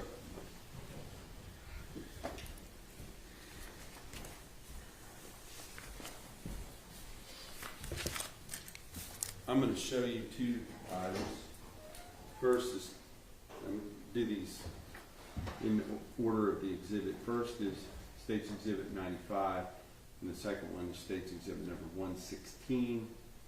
And do these appear to be the packages that were opened in your presence where the SD cards were retrieved from? Yes, it's the same type of packaging. And just looking at the different license plates and time frames, do those appear to be related to the vehicles that we're here talking about? I don't see a license plate. Okay, right here. I don't know what the license plates were. The vehicle numbers would be what identify for myself. Based upon the fact that they were open, you examined them and saw the videos that we were just talking about. Yes, sir. Do you believe that these are where they came from? Yes, sir. Okay. So, with regard to what I would call the abduction vehicle, were there 4 separate days or 4 separate days of routes driven by the defendant? Objection to leading, Your Honor, I think. I'll rephrase, Your Honor. How many separate days were there of video that were able to be recovered on from that particular vehicle related to the defendant? I believe there was 4 that we downloaded. All right. And then on the final day, what we'll call the arrest vehicle, how many days were on that particular one? I believe just 1 partial day. Okay. You said that you brought these are already in evidence, so I'm not going to move to admit them, but you brought a special camera. Kind of explain the process of how that went down. Yeah, it was not a special camera. It was just a camera, the same model that was installed in the truck in question, and a power supply to be able to power that camera, and an adapter cable for USB to be able to insert a USB drive into that camera. And did you then, in the presence of myself and others, download those videos one by one onto, I guess it was a flash drive, USB flash drive, or a number of them, so that they could then be accessed through a regular computer, either through MP4 or AVI formatting? Yes, sir. Okay. And was that something that was a quick process, or? No, sir. It's quite time consuming to download the footage or export that footage. And we did it in segments of 30 minutes to an hour. Okay. And is it a straight 1-for-1 download? You understand what I'm asking? I do not. When you're watching it, does it take 1 minute to download 1 minute of footage? I don't know if it's exact. It's close to that. Yes. So if there was 5 different days of routes, this took a significant amount of time to do that, correct? Yes. All right. Once that had been done, on the next day at the Wise County Sheriff's Office, what happened? I believe that is when the defense joined the room, and with a video expert that they brought in as well to get copies of the footage. And were they given copies of the footage that you downloaded? Yes, they were given jump drives that contained the footage, or a hard drive that contained the footage. I'm not sure which. And did their expert also download the actual SD card in a device that he brought to be able to do that? Yes, he brought a device to make a copy of the SD card. Do you, based upon your expertise related to your own software and hardware that was accessed in this case, do you have an opinion as to the validity as far as the information, other than it being off by 6 hours because of UTC time, coordinate-wise, time-wise, and speed-wise? Do you believe that video event data recorder was operating correctly? Yes, sir. And that it was capable of making an accurate recording? Yes, sir. And that it did, in fact, make an accurate recording on each of the days that it was downloaded? Yes, sir. Your Honor, can we approach? Yes.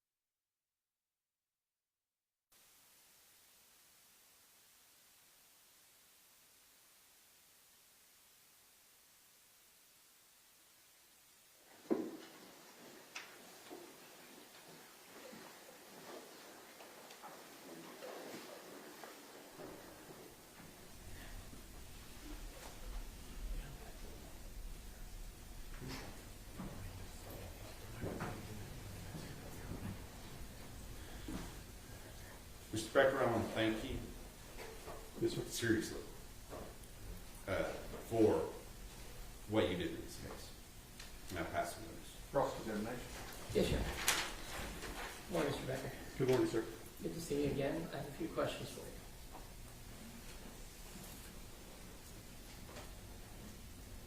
Okay, I know this was 2022, correct? Yes, sir. Do you know if Mr. Horner's vehicles that we're talking about actually had that panic button back then? The panic button was supplied. I do not know if it was installed, sir. Okay, I just didn't remember us talking about that in your prior testimony, so you don't know that his vehicles had a panic button? I do not know. Another thing, earlier I think you testified in response to Mr. Berry's question about Southern Star being an ISP for FedEx. I don't think that's correct. Do you think maybe they were an ISP for Amazon? I'm not sure, sir. What about a company called Polaris? Does that ring a bell? Does not, sir. V-Track is the name of your fleet management system. I think you described it as a fleet management driver safety program. Yes, sir. And that software you use includes machine learning, correct? Today it does, yes, sir. Okay, I believe you had earlier testified that it included machine learning to alert the driver if they're not driving safely, such as using their phone, following too closely, not wearing their seatbelt, things like that. Our current generation of cameras do have machine learning for events like you just described. The generation of camera that was in place at the time did not have those capabilities. It was accelerometer-based events.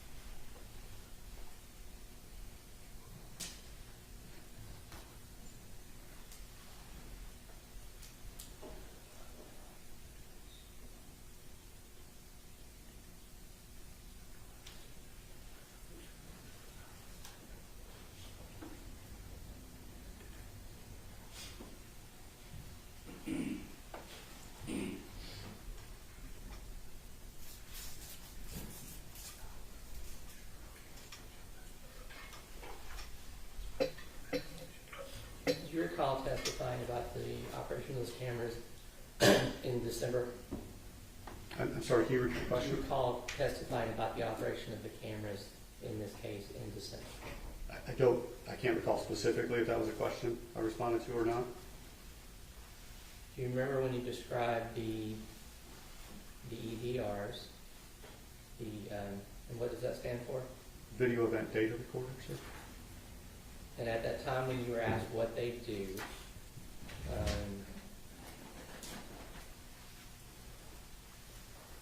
talked about them recording events. So now it's your testimony that they don't, the cameras at that time that we're talking about don't record events. No, sir. The cameras do record when the vehicle is turned on. The camera turns on and starts recording to its internal storage. It then will stay on until 15 minutes in this case after the vehicle is turned off. It will send, that camera in particular sent events such as hard brake, hard turn. That camera had the functions to be able to send events for hard brake, hard turn, hard acceleration. It just wasn't the expanded set of events that we have in products today.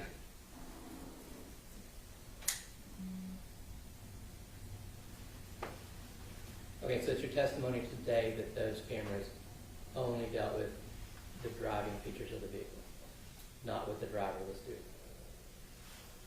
So the events were based on accelerometer events of the vehicle, so G-force of the vehicle.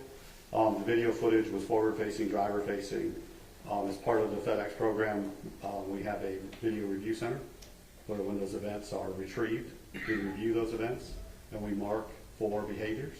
And some of those behaviors are driver-facing behaviors. As an example, if a driver was using a phone and a hard brake occurred, we would mark that hard brake event as driver using the phone. So, but even then, it was sending that data to the cloud. The An event, event. the device would send an event and our cloud retrieves a specific time based on an event. So for events, the standard is 6 seconds before and 6 seconds after the event, so a 13-second clip. But as an example of the difference would be a panic event, we do 30 seconds before up until the event. Okay, and the purpose of that, making that 13-second clip is so that the ISP or whoever your client is can review those clips. Yes, the clients can see what was happening before the event was triggered and after a short period of time. And I believe you testified for so that they could do any kind of rating or any kind of coaching they needed for the driver.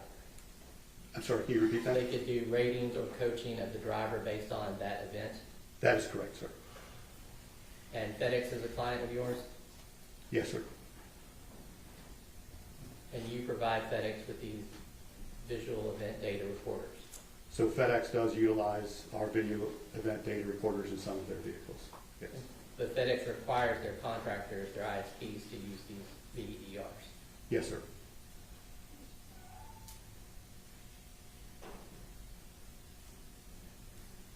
Now, you talked about those contractors for FedEx can remotely pull those videos and download them. Yes, sir.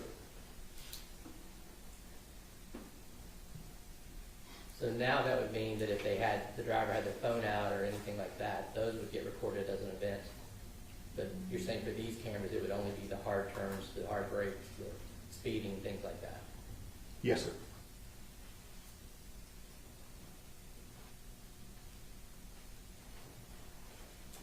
And the contractor we're talking about here was Big Top Spin. Yes, sir. And all of their cameras were equipped with all their vehicles were equipped with Veloster cameras based on the FedEx requirement. I believe that all of their vehicles, I cannot confirm that. It's not a requirement that all the vehicles have the same vendor such as Velocity Solutions. The vehicles in question today, though, had your cameras. Yes, sir. And it's your testimony before and today that Big Topson was not using any of those download features. When I looked into it, there were no downloads from the owner.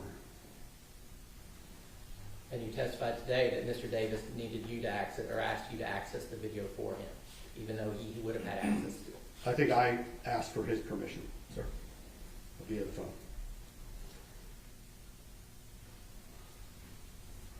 To your knowledge, did Mr. Davis ever access those videos? To my knowledge, no. But he could have. Yes, sir. And this is a fleet safety program. Yes, sir. And it's meant to monitor the driver's behaviors. Yes, sir.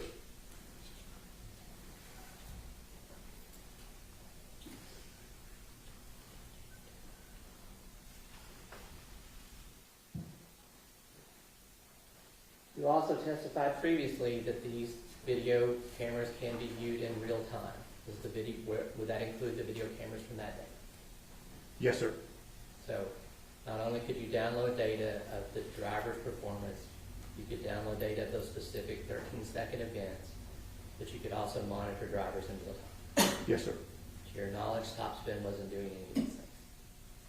I wouldn't have any ability to see if they Just used it going to or not. object to the relevance as to whether they were or not. I think he's going to answer as to this particular case, and I just object. Overruled. You want me to repeat that? Yes, sir. I think I was asking to your knowledge, Topspin wasn't taking advantage of any of those features, reviewing the downloads of the events, reviewing in real time, doing any other monitoring. So from my analytical perspective, the tools we have in place, I can see if a user has logged into the system, and we would be able to see if there were videos downloaded. It's my recollection I did not see either of those. That's what Shane. Redirect. Just one further thing. When you downloaded that original video that you described before, did you download other clips as well for FBI? I believe so. I don't know in particular. I'd have to look at, I had a log that I sent. And that's what we have. Okay, all right, thank you. No further questions. Mr. Gold. Nothing further down. Mr. Becker, PhD, finally. Can we approach? Okay.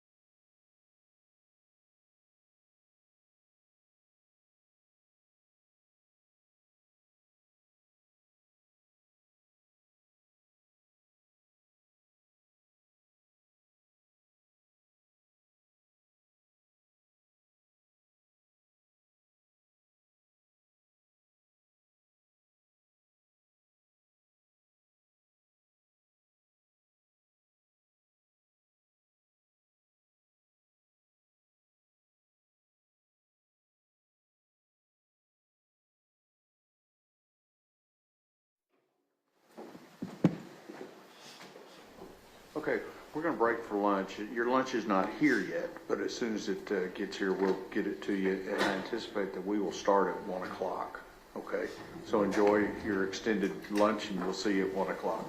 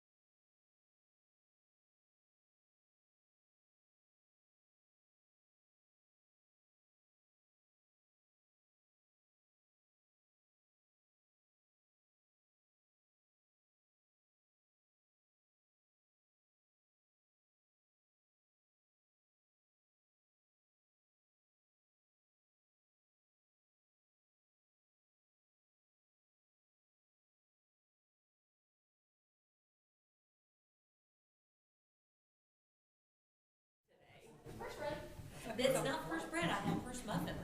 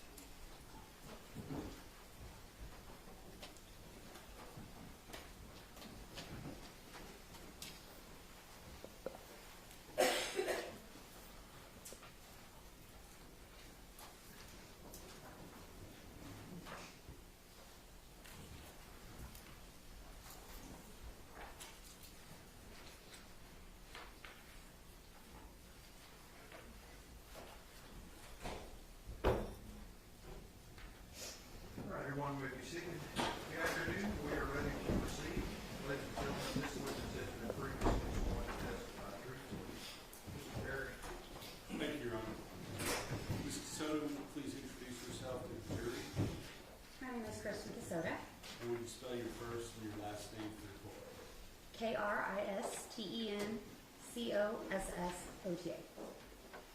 And so how are you employed? I am a supervisor team lead within the DNA section of the Texas Department of Public Safety Crime Laboratory in Garland. And how long have you been working for that agency? Hang on, let me check your mics. I don't think they're, oh, again, my bad. Imagine that. Okay, go ahead. How long do you work for Crime Lab, DPS Crime Lab there in Garland? Since September of 2013. And what type of education and experience did you have leading to your job there at Crime Lab in Garland? I have a Bachelor's of Science in Biology with a minor in Criminal Justice Forensic Science and a Master's of Science in Forensic Science, both from Sam Houston State University. And did you go there directly out of college, or were you employed at other places before you came to? I was previously employed at a private DNA laboratory in Dallas called Orchid Cellmark for about 3 years.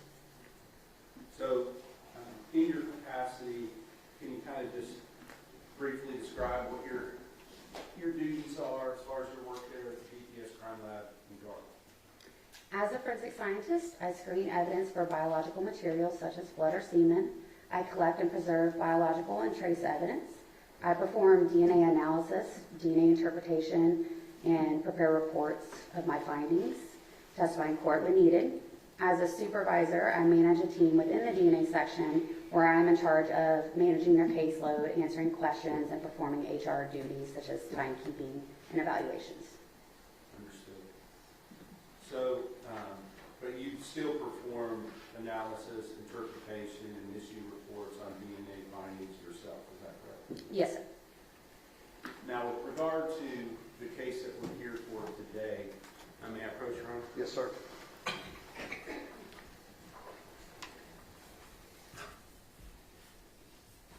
I'm going to hand you 3 documents that have already been admitted into evidence.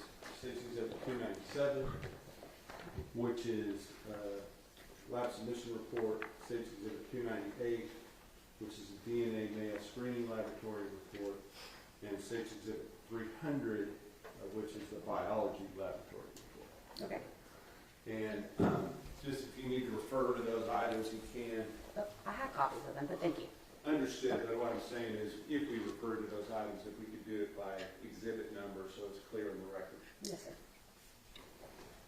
Now, with your job there at Garland, were you involved in the processing of evidentiary items for potential DNA evidence related to this cause number that I showed you as State's Exhibit number 290, not cause number, but laboratory case number that I showed you on State's Exhibit number 297? I perform the interpretation and comparisons for both the DNA and YSTR in this case. And we've heard it referred to several different ways, but there is 2 different types of DNA testing, correct? That we perform, yes. Right. And one, you just call it, the first one, just straight DNA testing. Is that what is sometimes referred to as autosomal STR testing? Yes, it's the autosomal STR testing. And with regard to the others, that's YSTR.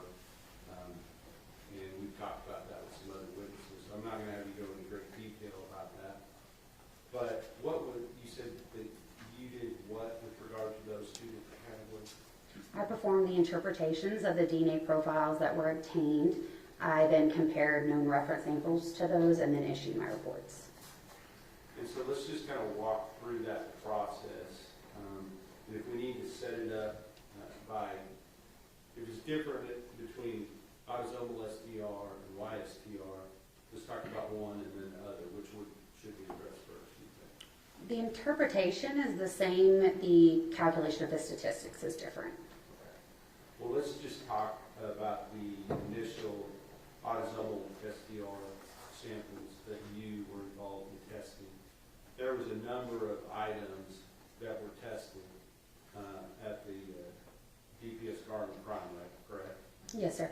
And then in addition to that, were there other items that were some screening was done there at your lab, but then were identified as depletion items that were then sent to the Bodie Crime Lab in Virginia. Yes, sir. So, tell me about where you kind of come into the process. Are you involved early on, or not till after the testing resumed, after the divide had been made between the depletion samples and the samples that were to be obtained at DPSR? I did not get into the case until once the DNA profiles had been obtained by the other analysts. Understood, but you did issue a report. I believe the first report that you issued was April of 2023, is that correct?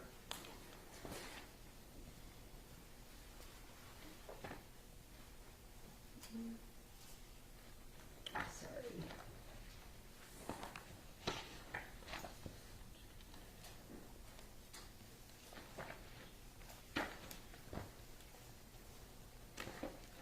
I believe it was, but then we issued a supplemental of that report as well. Understood. Yes. Understood.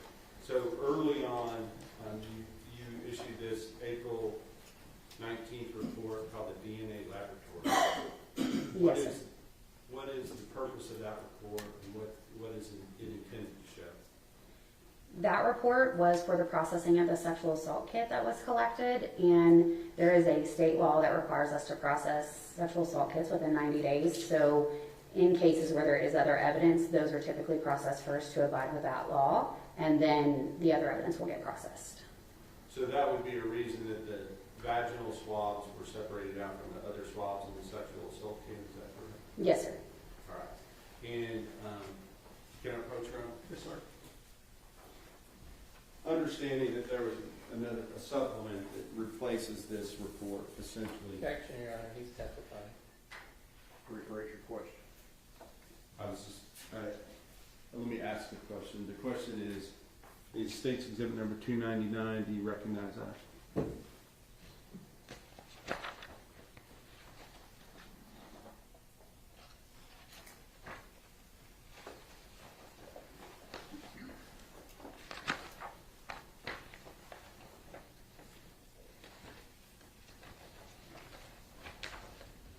Yes, it's a copy of that report. And with regard to that report, I'm going to offer States 299 into evidence.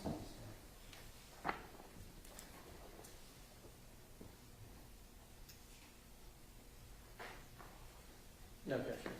State's Exhibit 299 is Now, with regard to this report, you said something about a supplemental report that was issued later. Can you explain what you were talking about? Yes, so in November of 2023, we changed the way that we report our statistic. We ended up adding a verbal qualifier to essentially help those reading it understand how much support is actually given to that statistic that's being listed. And so I issued a supplemental that just added that qualifier in so that it would be consistent with the other reports. But did it change the results as far as the actual analysis or anything other than the verbal qualifier? Right, it did not change the statistic. Okay. So on that report, you're only looking at the vaginal swabs, is that correct? Correct. And just go ahead and tell the jury what your finding was with regard to the vaginal swabs on State's Exhibit number 299. The DNA profile from the sperm cell fraction of this item is interpreted as a mixture of two individuals with the victim as an assumed contributor. The probability of obtaining this mixture profile if the DNA came from the victim and one unrelated unknown individual is 2 times greater than the probability of obtaining the profile if the DNA came from the victim and the suspect. Okay, you talk very fast. Go ahead. This likelihood ratio indicates support for the proposition that the suspect is excluded as a possible contributor to the profile. Internal validation has shown that a likelihood ratio of this value may also indicate support for the exclusion of a true donor from the profile. The DNA profile from the epithelial cell fraction of this item is consistent with the DNA profile of the victim. The suspect is excluded as a contributor of this profile. At this point, the suspect was excluded with regard to that particular profile. Now, does that necessarily mean that the suspect is excluded as a contributor altogether? From this analysis, it was a exclusion with, at that point we called it limited, like it was a limited support for exclusion, is what the verbal qualifier was. Given the fact that it's just, the ratio is so close, it's like 2 to 1 rather than big, huge numbers. Honor leading. Let me hear the question. What, if any, significance did you put to that at that time? As far as whether or not further testing should be done to see if the defendant was still potentially a contributor to that swab, or whether we should just set that aside and say, no, he's not. Objection, same, Your Honor. No, go ahead. When we process samples from sexual assault kits, especially vaginal swabs, we know during that laboratory process, when they're identifying how much, if any, human or male DNA is in the sample, we know that there was male DNA in the sample. When you have a lot of female DNA, the female can kind of overtake it. So in cases or samples where there is a lot of female in the profile, we can try the YSTR analysis, which essentially eliminates the female from the profile and looks at locations only on the Y chromosome from a male. And was that done with relation to this swab? Yes. Was that also done with relationship to the other swabs from the sexual assault kit? Yes. And so further testing was done on those items regarding the YSTR. What other YSTR analysis was done in this case? As far as what other items were submitted through your lab for YSTR analysis? Do you think? In addition to the items from the sexual assault kit, the buccal swab from Tanner Lynn Horner was also had YSTR analysis performed on it for comparison. And did the YSTR, were you able to get results from each of the different swab samples, meaning the vaginal swab, the anal swabs, and the oral swabs from Athena, Presley, Monroe Strand? Yes, I was able to interpret profiles from each of those items. And may I approach you on? Yes, sir.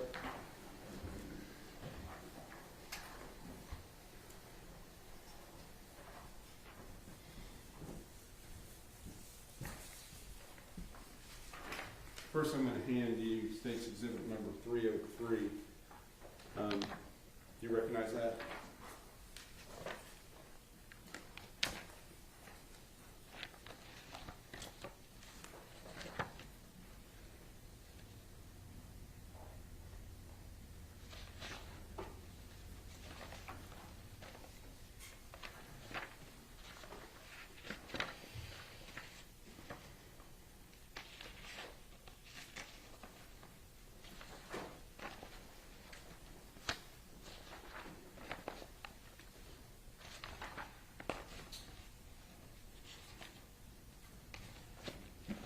Yes. And is that, what is that? It's the supplemental report to the April 19th report. And is that, what is the only difference between those two reports? It was the addition of the verbal scale for the statistics. Okay. Now, with regard to State's Exhibit number 302, thank you. You recognize that?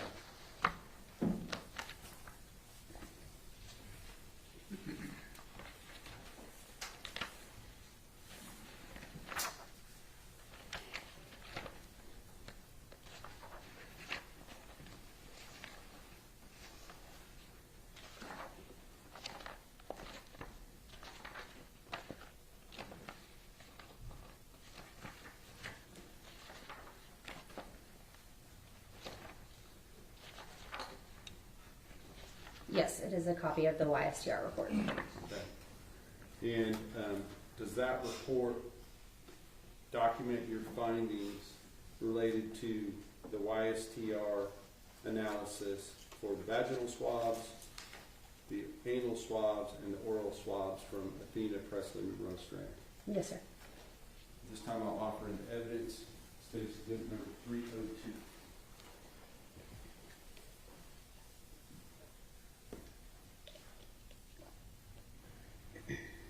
I'll also offer 303 as well, which was just referred to. Your Honor, I've reviewed these already, no objection to offense. States 302 and 303 were admitted.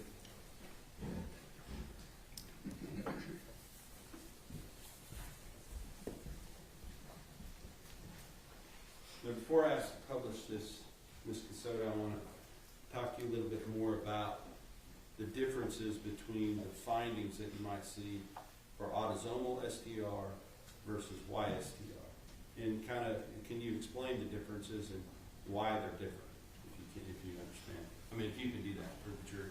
For the statistics? Yeah, yes, the statistical, how it's reported as far as the, whether a person's excluded or not, why the numbers might be different on one versus another. Yes. So for the autosomal STR analysis, it is a more discriminatory statistic that is used because you get half from your mom and half from your dad, and each person's DNA is unique with the exception of identical siblings. So for the statistic for this, we use a likelihood ratio, and this is where it's a probability of two differing scenarios or hypotheses, and it determines which one is more likely and best explains the data that it sees in the profiles. The YSTR, it is paternally inherited, so each male within a paternal lineage will have the same YSTR profile, so it's not as discriminatory. And since there's only one piece of information that we get from each location we look at, the statistic there is what we call a counting method. And that is where we look at a certain database to determine if it's seen within that database, and then we give a confidence interval to help turn that number into how many times, the maximum number of times it should be seen within the U.S. male population. And are the numbers themselves, as far as the statistics, because you said that autosomal STR is more discriminatory, is that what you're? Yes, sir. So are the statistics higher in general than they are generally on the YSTR? The numbers are larger, it's just a completely different statistic. Understood. Okay, so with that understood, let's talk about your report on 302, which is your DNA YSTR laboratory report, admitted into evidence, issue date September 15th, 2025. Do you have that in front of you? Yes, sir. You may have published, Your Honor? Yes, sir.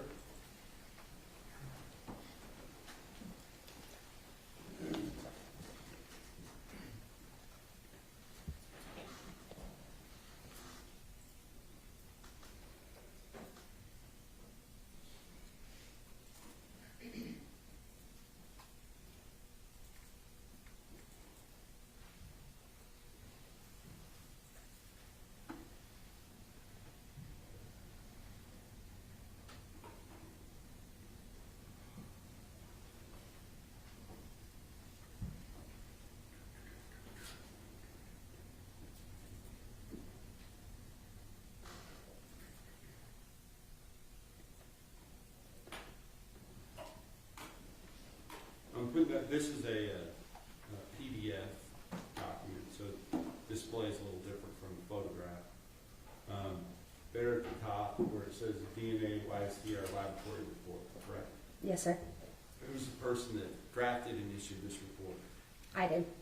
Now, before you issue this report, is there some type of a review process that it goes through to ensure that both your analysis, your statistical numbers, or everything are consistent with the protocols for your lab and for under the Texas Forensic Science Commission as well?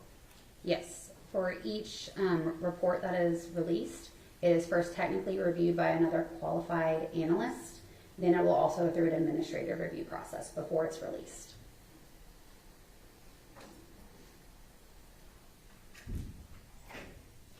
So let's look first of all, it says that 0101AA was used for comparison. What is 0101AA? 0101AA is the right buccal swab 1 from Tanner Lynn Horner. So first we're going to look at item 0201. And what is 0201? 0201 are the vaginal swabs from Athena Strand. So let's talk about the first paragraph there under 0201, vaginal swabs from Athena Strand. If you would read that first paragraph, and then I may ask you some questions about that before we move on to the next one. Okay. The YSTR profile from fraction 1, epithelial cell fraction, of this item is interpreted as originating from a single individual. Tanner Horner cannot be excluded as a contributor of the male DNA profile.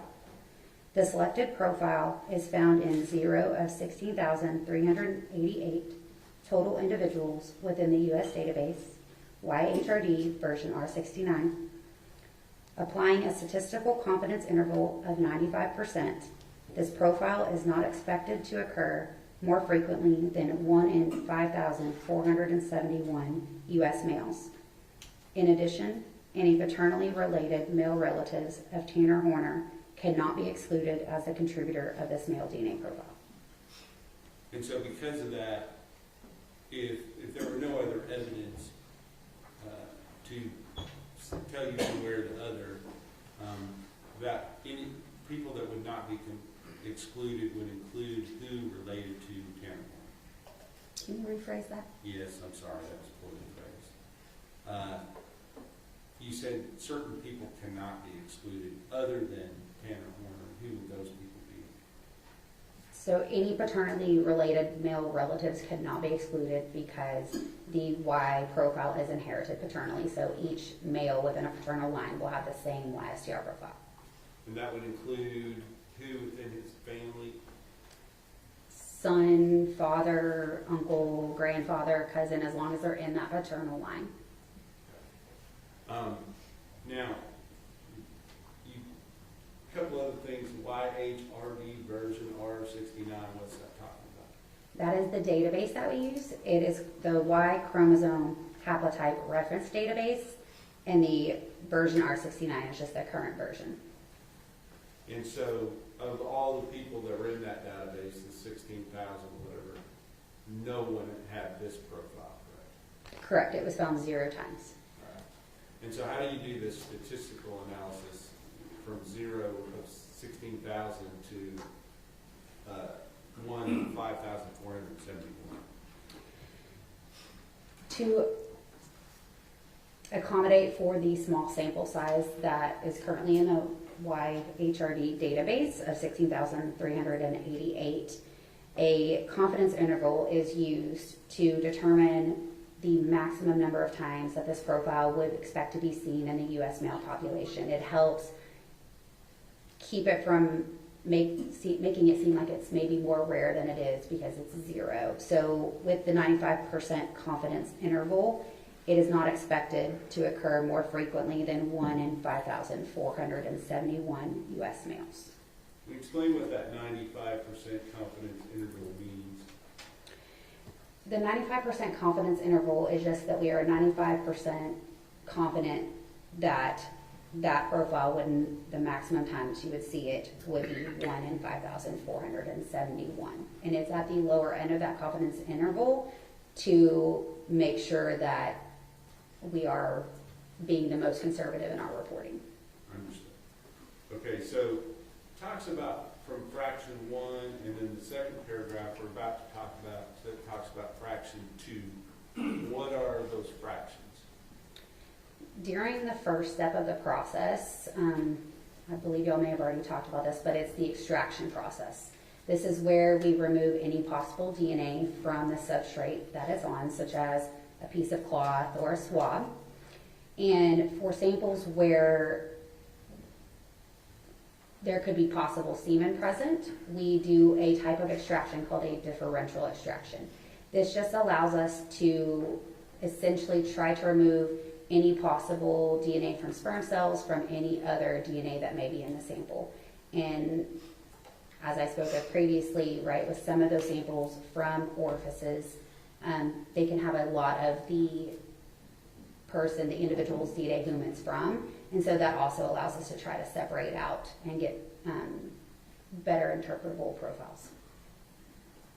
So let's go on to the first fraction was epithelial cell fraction. What is epithelial cells?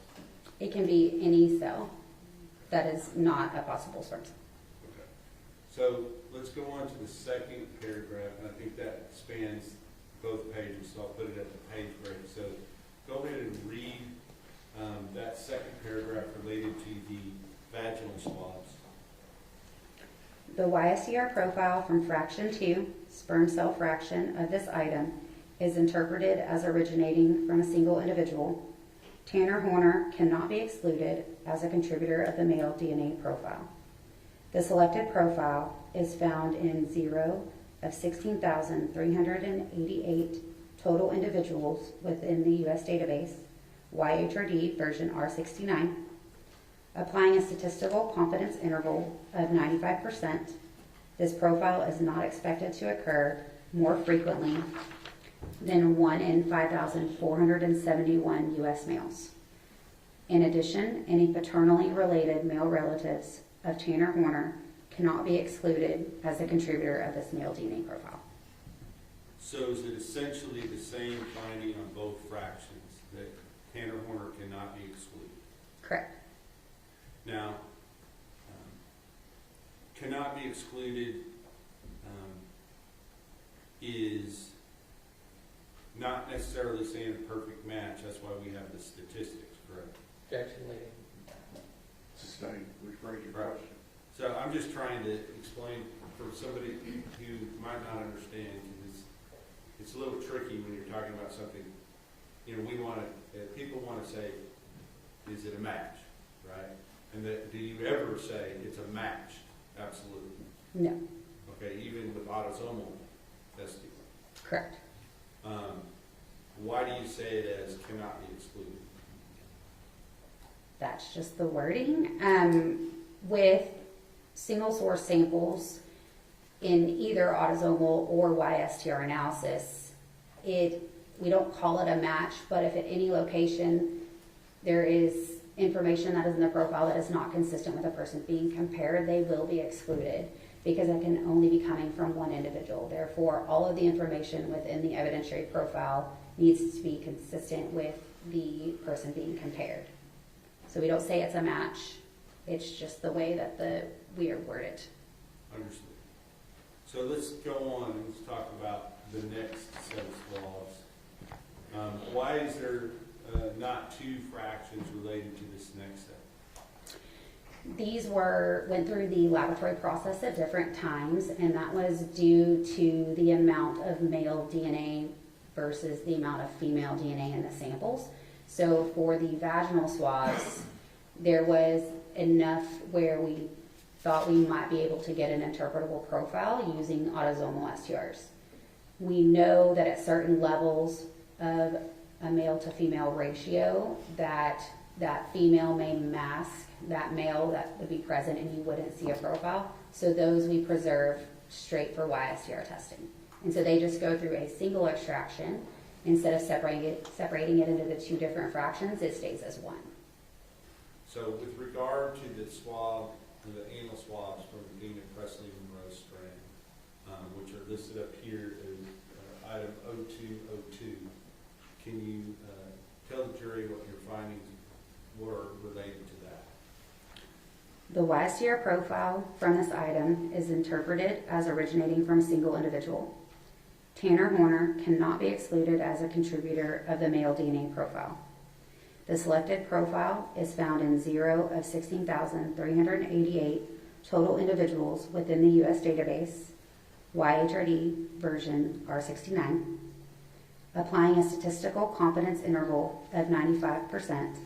This profile is not expected to occur more frequently than 1 in 5,471 U.S. males. In addition, any paternally related male relatives of Tanner Horner cannot be excluded as a contributor of this male DNA profile. And then with regard to item 0203, the oral swabs from Athena, Presley, and Rose Strand. Can you read that? The partial YSTR profile from this item is interpreted as originating from a single individual. Tanner Horner cannot be excluded as a contributor of the male DNA profile at the following loci: DYS 448, DYS 19, DYS 549, DYS 437, DYS 390, and DYS 456. At these loci, the selected profile is found in 0 of 16,388 total individuals within the U.S. database, YHRD version R69, applying a statistical confidence interval of 95%. This profile is not expected to occur more frequently than 1 in 5,471 U.S. males. In addition, any paternally related male relatives of Tanner Horner cannot be excluded as the contributor of this male DNA profile. Now, this was explain the difference between the first sets of swabs and this one as far as the profile that was obtained. The first ones don't have partial, so a full profile is where we get information of every location that we're testing for. A partial profile means that we are missing information within those locations that we're looking at. But not that you have the wrong information, correct? No, it most of the time is due to the quantity of DNA that's in the profile. And even with the partial profile, were you able to get essentially the same statistical probability or likelihood ratio? It was the same statistic. And just to summarize, can you tell us whether or not Tanner Horner was excluded as a possible contributor from the vaginal swab of Athena Strand?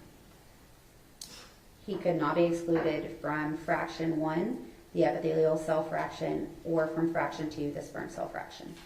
And can you tell us whether or not he can be excluded from the anal swabs of Athena Strand? He could not be excluded. And can you tell us whether or not he could be excluded from the oral swabs of Athena, Presley, and Rose Strand? He could not be excluded.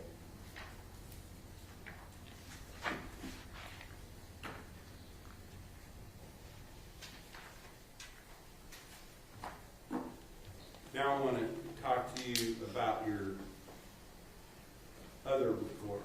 I think we have, can I check with the court for 299 and 302 have both been admitted? Is that correct? Yes. With regard to the other swabs, are those documented on a different, or the other items that were tested for autosomal STR, were those documented on a different report? Yes. I'm going to show you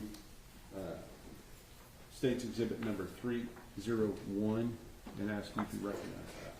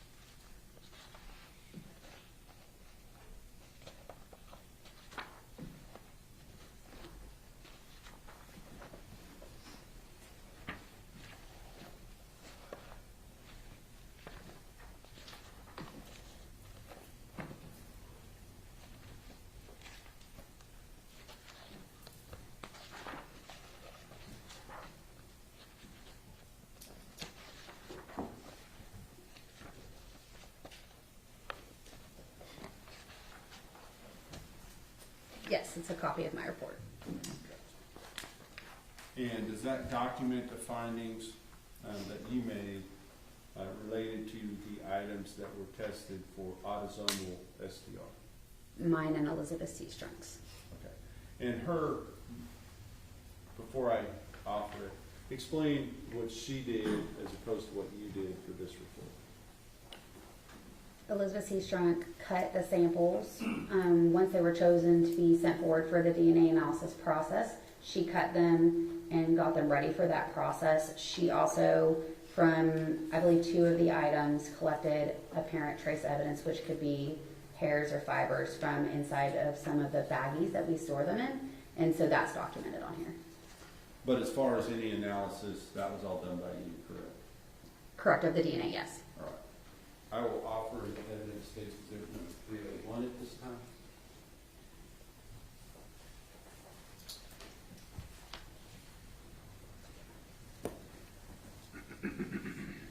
No objection. States Exhibit 301 is admitted.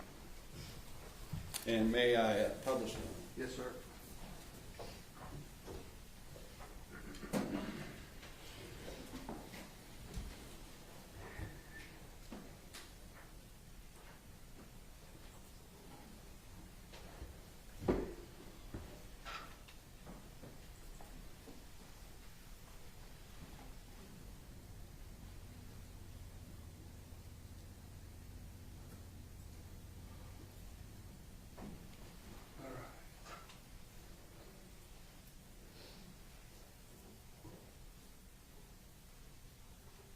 So, we've already kind of talked about the process that has taken place leading up to your analysis and interpretation. Kind of walk us through on the autosomal, what you do when you get a certain item that's been gone through the process as far as the extractions and all those things, but now you're interpreting the data. Can you walk us through that? Yes, so similarly to the YSTR profiles, when I get a profile, I will look at it, determine if it's partial or full, whether or not we got information on all of the locations or only some of them. I will also then try to determine how many individuals I believe are contributing to that profile. Then I will run it through a program called StarMix. This is a probabilistic genotyping software that just aids the analyst in separating out any possible contributors within a mixture profile. And then if there is a known reference to compare to, it will also provide a statistic, the likelihood ratio that I spoke about.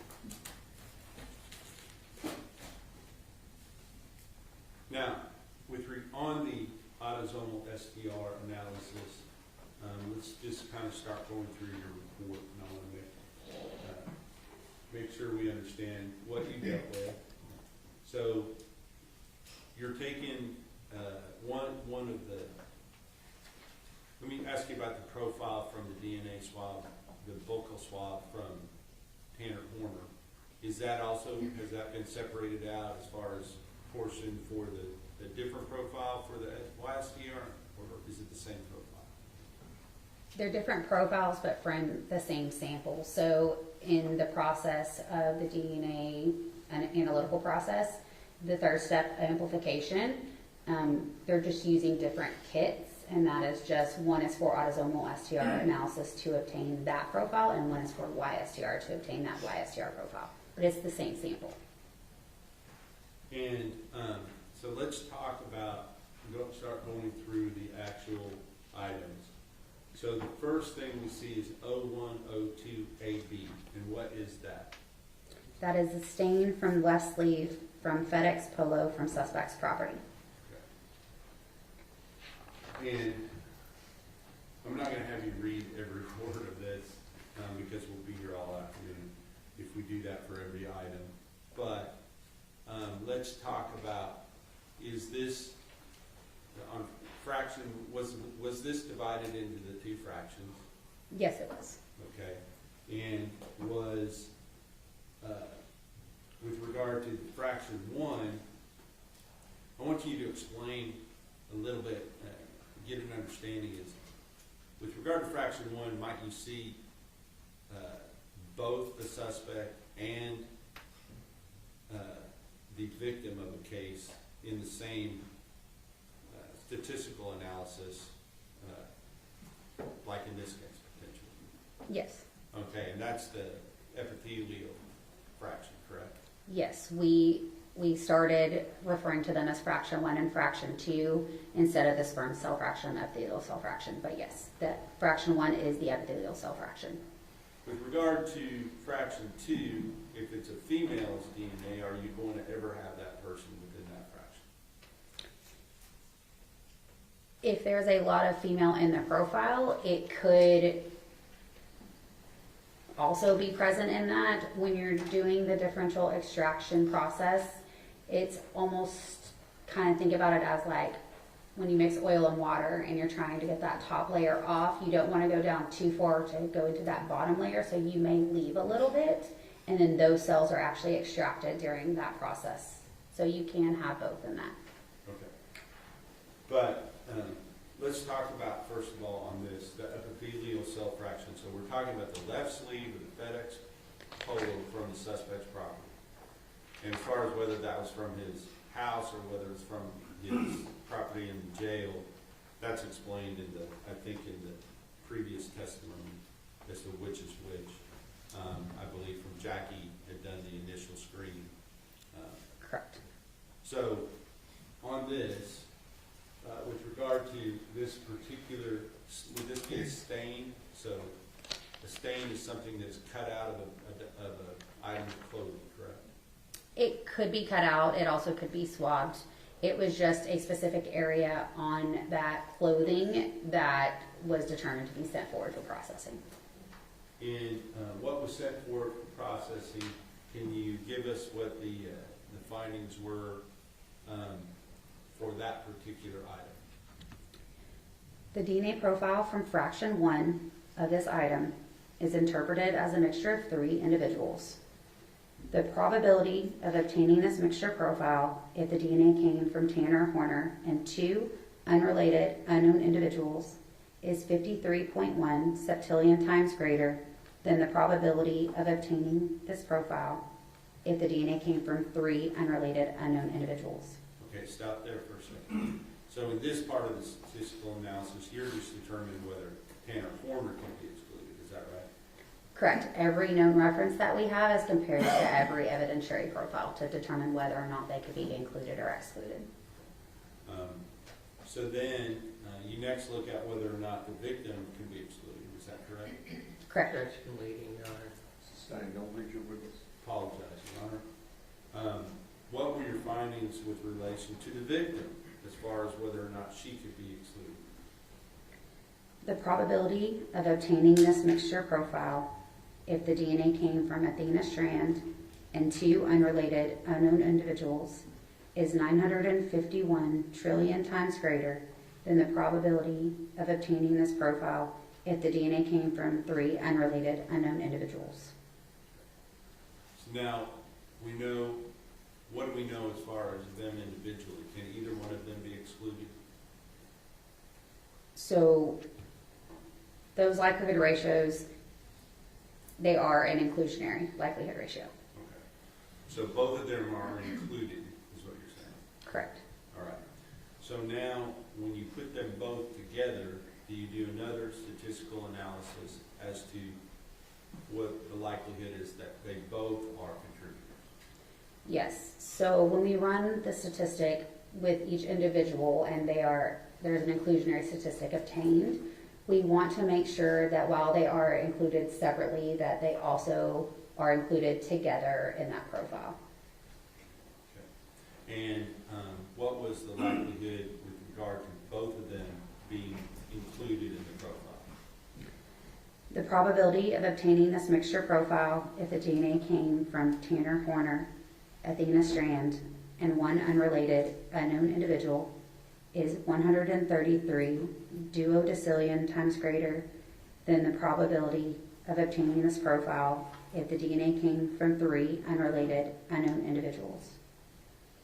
These likelihood ratios indicate very strong support for the propositions that Tanner Horner and Athena Strand are both contributors of the profile. And at the end of State's Exhibit number 301, do you have some graphs that show the different likelihood ratios and what the propositions that come from them and the numbers related to that? There is a chart, and that's, it tells what the likelihood ratio number is, and then the verbal scale, that was the addition, and how much support that likelihood ratio is actually given to that hypothesis. And what does it have to be in order for it to be listed as very strong support? That would be a likelihood ratio of 1 million or more. Okay, and in this case, I believe you stated it was 133 duodecillion times, correct? For the co-contributor statement, yes. For both of them being contributed, Correct. as opposed to 3 under labor. Is that right? Correct. So, with that, can you kind of give us a frame reference for what duodecillion means? Because that's not a number I think a lot of us use. No, so a duodecillion is a 1 with 39 zeros. A billion is a 1 with 9 zeros. A trillion is a 1 with 12 zeros. So it kind of, those are numbers that you may be able to grasp. So, and we're going to go down through, kind of use that as a framework with which to discuss the other statistical findings from the different stains. So there is, the next item is 0102AB. Is that another stain from the same shirt? Yes.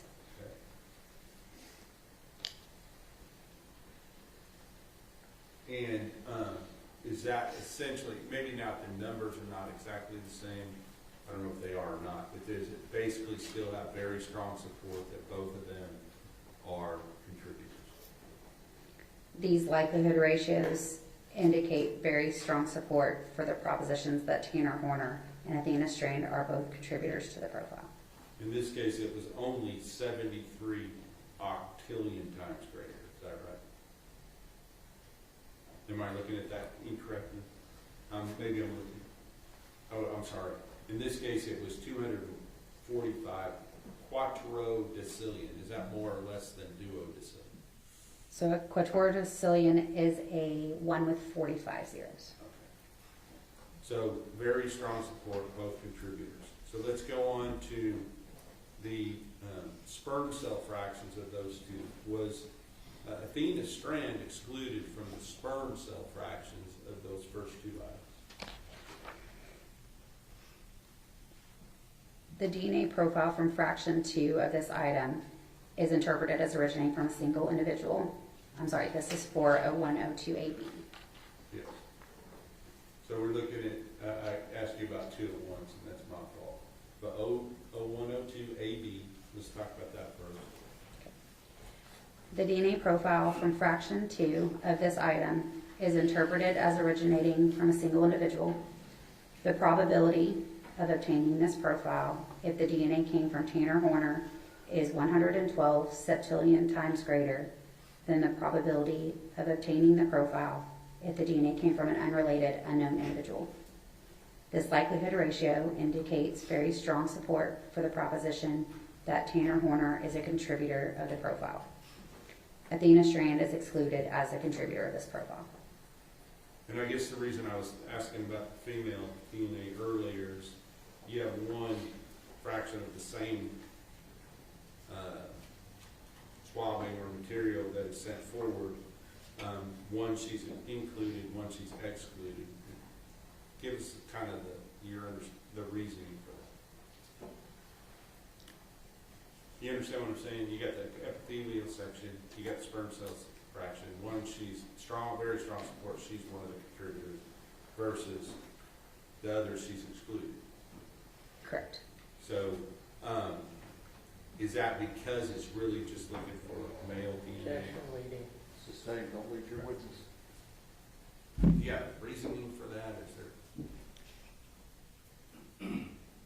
It could be that it doesn't separate it by male, and the extraction process itself is made to try and separate any possible sperm cells. That doesn't mean that it is from sperm cells, it's just that it's possible sperm cells. And like I said, there could be that bleed over where someone could be included in it, but we can't say what exactly type of DNA that sample is from. But on these two samples that we've talked about so far, when the sperm cell fraction was separated out, can you tell us whether or not Athena was actually excluded from the sperm cell fraction? She was, for a 102 AB, she was excluded. And what about the next one, a 102 AB? The DNA profile from fraction 2 of this item is interpreted as originating from a single individual. The probability of obtaining this profile, if the DNA came from Tanner Horner, is 116 septillion times greater than the probability of obtaining the profile if the DNA came from an unrelated, unknown individual. This likelihood ratio indicates very strong support for the proposition that Tanner Horner is a contributor of the profile. Athena Strand is excluded as a contributor of this profile. Okay, now let's talk about, we know that the first several swabs or cuttings that were sent forward were from the FedEx Polo from the suspect's property, correct? Correct. So that would include a 102 AB, AD, AE, AF, and AG, and a H and a I as well, correct? Correct. And were those similar findings on the others as what we've already described? I mean, I don't want to go, maybe I won't ask you to compare because I know you got to read the whole thing if I did. Correct. So what I'm going to do is just say, those come from the same item of clothing. So essentially the results that we've already received kind of give us the information we may want to know about that particular clothing item. Your Honor, objection, I lady. was going to say, is there a question? Okay, let me move on. Please do, let's move on. Let's move on from the polo shirt. Now let's talk about the swabbing of the stain from the inside of the gray sweatshirt from the suspect's property. Okay. What were the findings related to that item on the autosomal STR? For a 103 AA, Is that one? Some of these, I don't necessarily. If there's not findings that connect both the two, I'm going to skip over those. Is that one? If it comes from, if an item of clothing comes from a specific individual, can you tell us whether or not what your expectations would be as far as finding that particular individual's DNA on that particular item? I can't speak to if I expect DNA, but when the transfer of DNA from your skin, whether it be on clothing or something you touch, there is a possibility that there is transfer of your DNA, so it is not uncommon to find a person's profile on something that they wear.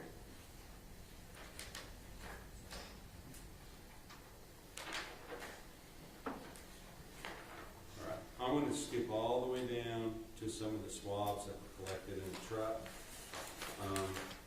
I'm going to look at, go down to 0115 AA.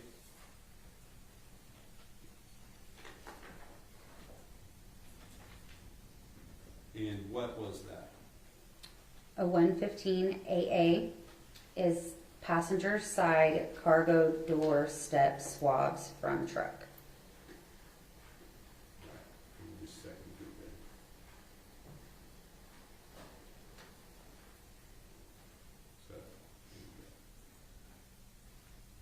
So this would be a swab, is that correct? Correct. And can you give us the findings for that particular swab from the passenger side cargo door step from the truck? The DNA profile from this item is interpreted as a mixture of 3 individuals. The probability of obtaining this mixture profile if the DNA came from Tanner Horner and 2 unrelated unknown individuals is 894 quintillion times greater than the probability of obtaining this profile if the DNA came from 3 unrelated unknown individuals. This likelihood ratio indicates very strong support for the proposition that Tanner Horner is a contributor to the profile. The probability of obtaining this mixture profile if the DNA came from Athena Strand and 2 unrelated unknown individuals is 8,640 times greater than the probability of obtaining this profile if the DNA came from 3 unrelated unknown individuals. This likelihood ratio indicates moderate support for the proposition that Athena Strand is a contributor to the profile. The probability of obtaining this mixture profile if the DNA came from Tanner Horner, Athena Strand, and 1 unrelated unknown individual is 17 octillion times greater than the probability of obtaining this profile if the DNA came from 3 unrelated unknown individuals. This likelihood ratio indicates very strong support for the proposition that Tanner Horner and Athena Strand are both contributors to the profile. Going on down to 0115 AE, the passenger side wheel well. Can you read that as well? The DNA profile from this item is interpreted as a mixture of 3 individuals.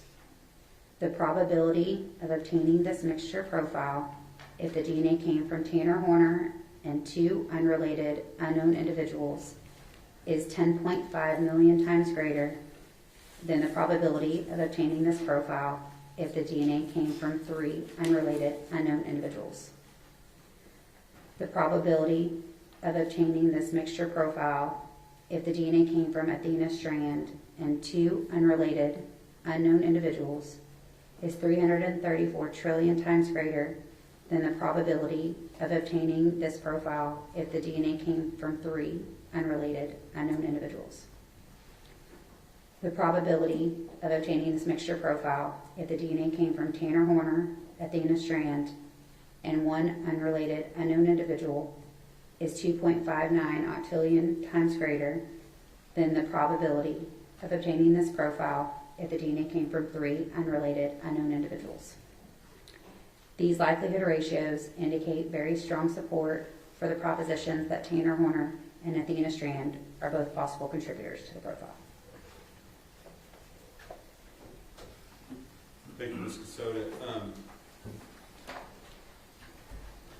At the time that you were working on these items and obtaining the results in your report, had the depletion items also been sent to the Bodie lab in Thornton, Virginia? Yes. Okay. In somewhat close in proximity in time, did they also come back with the results from their analysis of those items? I believe so. Okay. And may I approach Your Honor? Yes.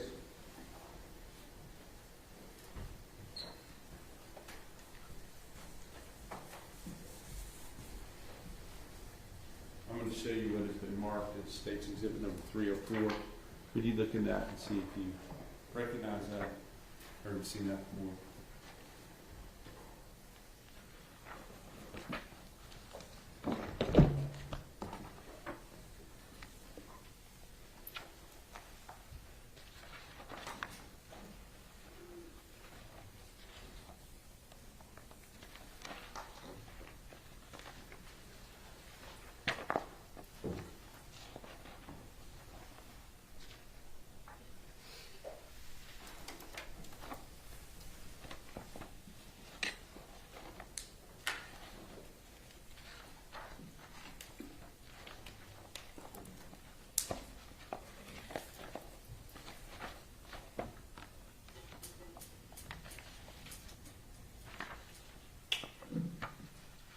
It appears to be a copy of their report. Okay. Your Honor, I'm going to offer into evidence State's Exhibit number 304. pursuant to some previous? Yes, Chair, no objection pursuant to our previous discussion. Okay. States Exhibit 304 is admitted.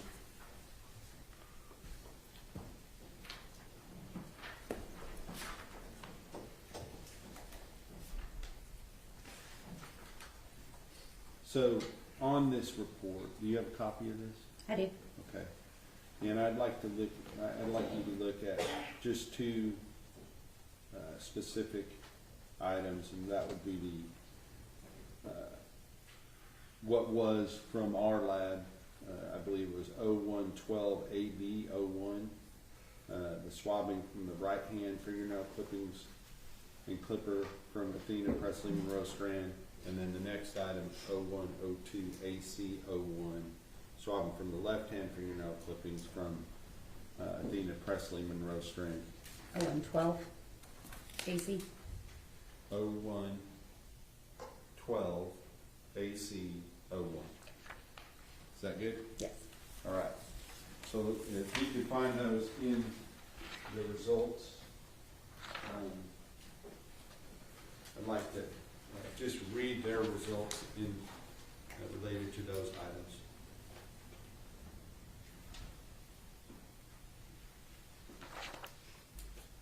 They have a different number, so you've got to go back to the front. Mm-hmm.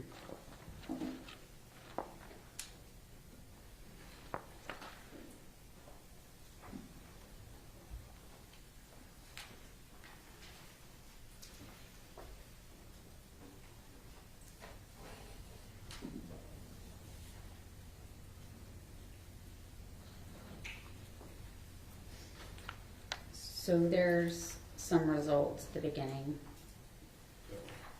Were those YSTR or were those autosomal STR? There was male DNA screening conclusions. Okay.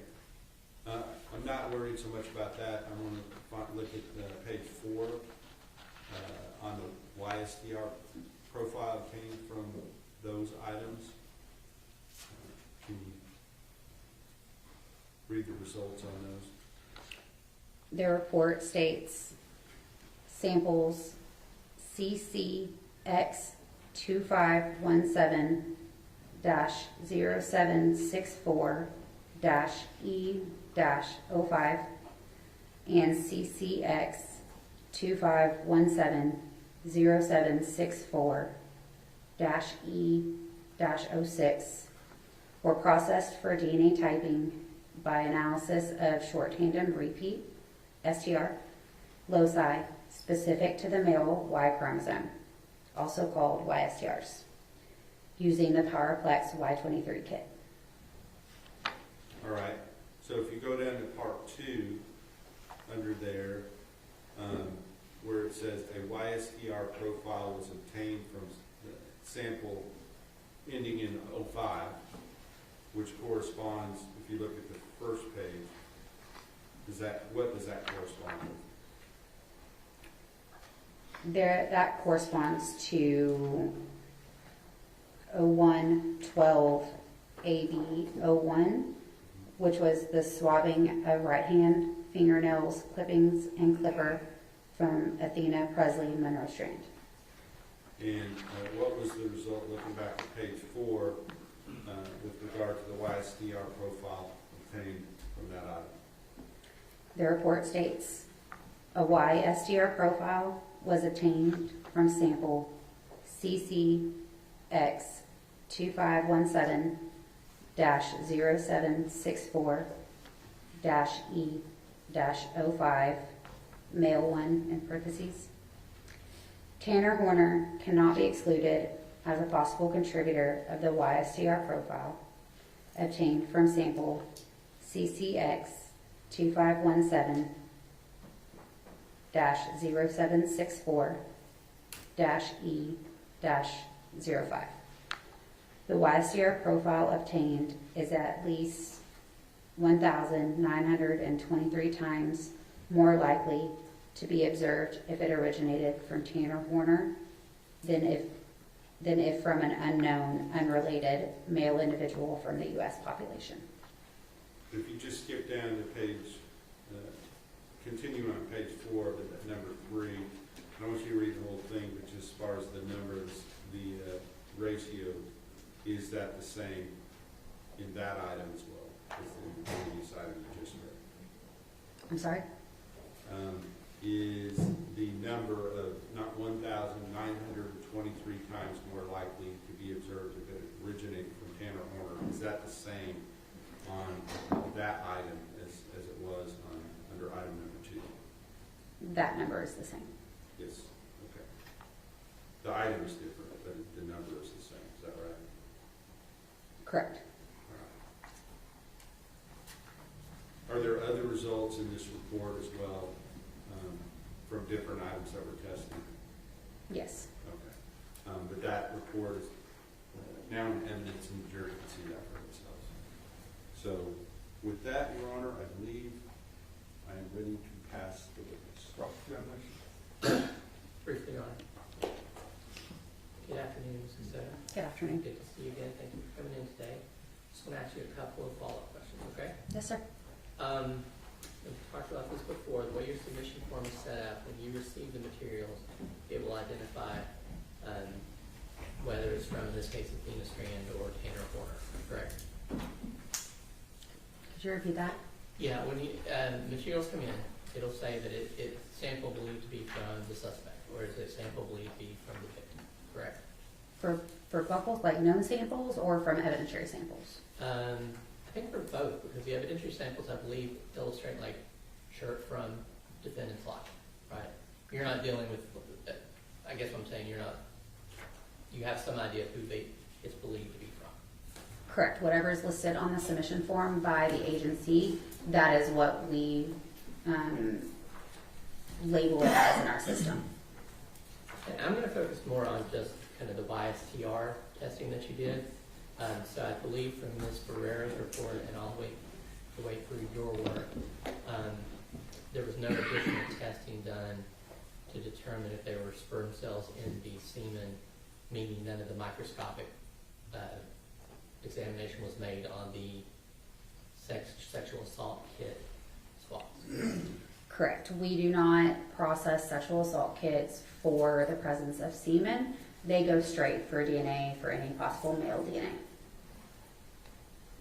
And it was not requested that you do that kind of microscopic examination. Correct. Now, two of the items that came into evidence, one was State's Exhibit 299, which is the April 19, 2023 report, and I believe it's State's Exhibit 303, which is the supplement. I'm not sure of their numbers, but yes, I know which reports you're referring to. And that the supplement was dated September 15, 2025. Correct. And you said that you had issued the supplement in response to some new guidance about the, what do we call it, the verbal indicators that you had? The verbal scale, yes, sir. But that didn't change the findings in the report. Correct. It did not change the statistic. So the statistics was that, if I understand it correctly, it was 2 times greater the probability of obtaining the profile from the victim and one unrelated unknown individual than from the victim and the suspect. So the probability of obtaining this mixture profile if the DNA came from the victim and one unrelated unknown individual is 2 times greater than the probability of obtaining the profile if the DNA came from the victim and the suspect. Now, I know you already explained why, so I'm not necessarily going into that, but this YSTR testing was done in 2025, correct? Correct. And I know that Ms. Ferreira's, she testified yesterday that in doing her male screening on the oral swab, it was inconclusive as to male DNA being present. Is that correct?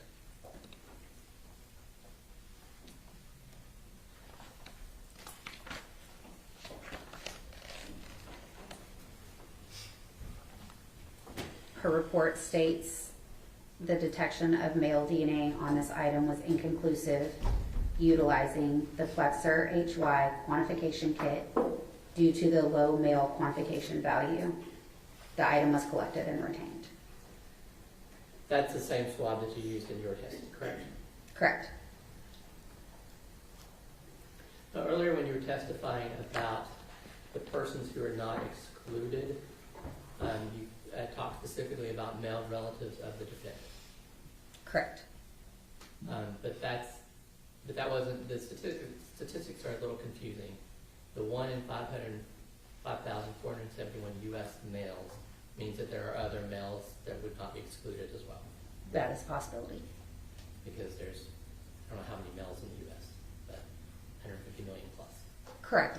It's used to put the statistic of 0 in 16,388 into the maximum number that it could possibly be seen within the U.S. male population.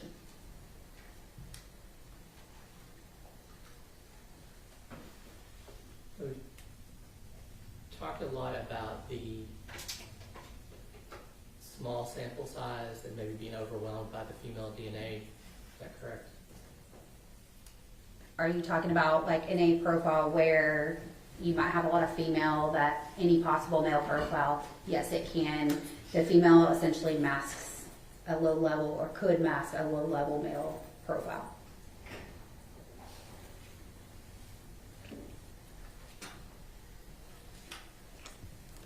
So we talked about separating it into fraction 1, the epithelial fraction, fraction 2, the sperm fraction, but you testified today that that doesn't necessarily mean that all of the DNA in the sperm fraction is from semen. Correct. And probably the same with the epithelial side. You can't know all the sources of DNA, but you're trying to separate them. Correct. Do you know, if I said a single drop of semen contained roughly 1 million sperm cells, 750,000 sperm cells, do you know if that would be roughly accurate? I think that could be dependent on a lot of factors that I probably can't. Some people make more sperm than others. Some could have low sperm counts. That I can't really answer that. Okay. So you wouldn't necessarily know if on average ejaculate would be around 300 million sperm cells? I'm not aware of the number. So on the measurements that you made for the vaginal swab, is the DNA roughly 1 nanogram? For which one? I'm sorry. For the vaginal swab.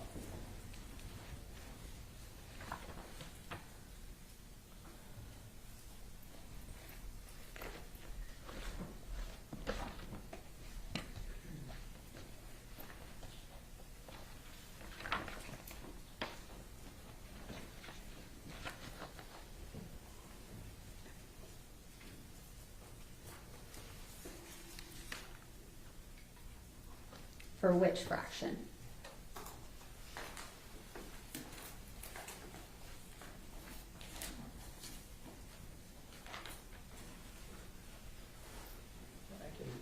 May I approach on? Yes.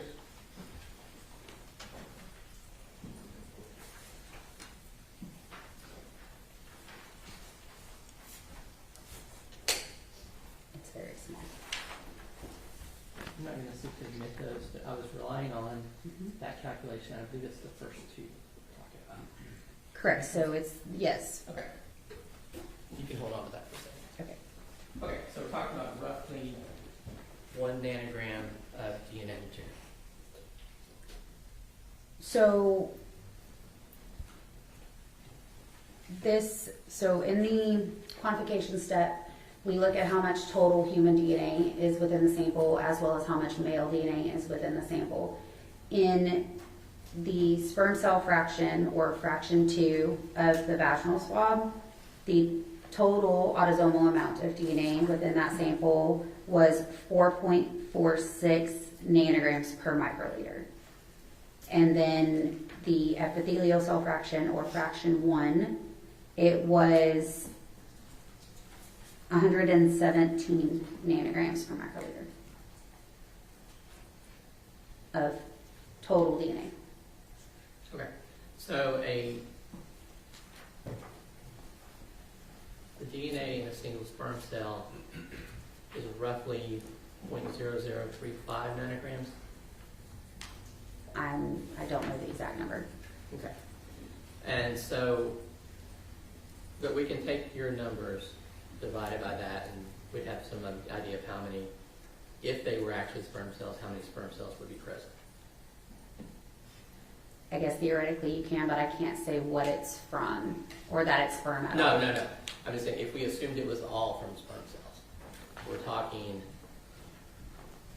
for 1 nanogram, we'd be talking 285. If it's 4, we're talking 4 times that, 1,000. I would need a calculator. Okay.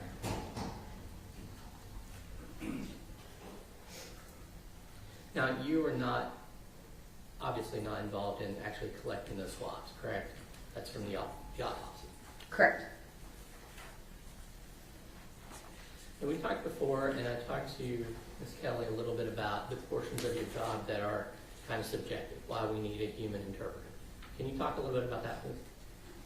The interpretation itself can be subjective. I am, based on your training and your experience, you are looking at these profiles and looking at a lot of different factors within each location that we look at and the entirety of the profile to determine how many individuals we believe are contributing to that profile. And I use the example with her, and I believe I've talked to you about this before too. I'm not a microbiologist, so I see the little chart that prints out, and you've got the gray lines showing where the alleles would be, and that's kind of the thing you have to look at and decide what's an artifact, what's real, what's a mixture, that sort of thing, correct? Yes, sir.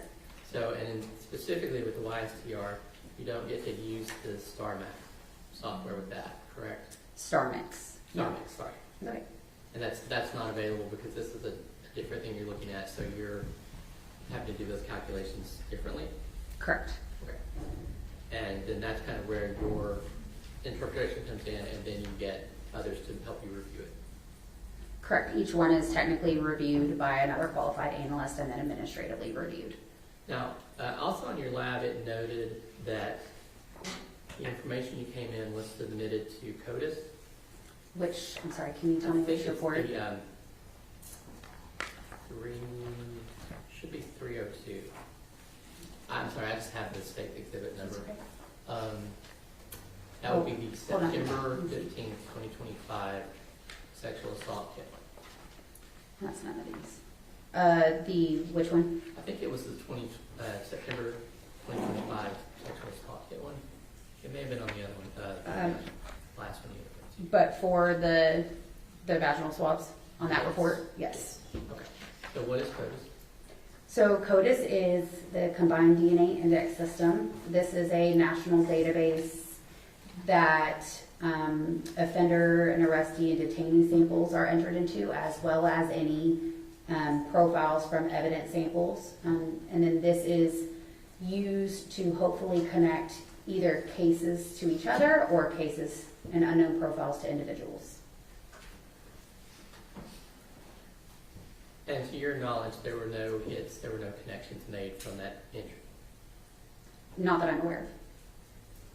Pass the witness, Your Honor. Please, Rick. No further questions, Your Honor. May this witness be excused? Yes, sir. Thank you, ma'am.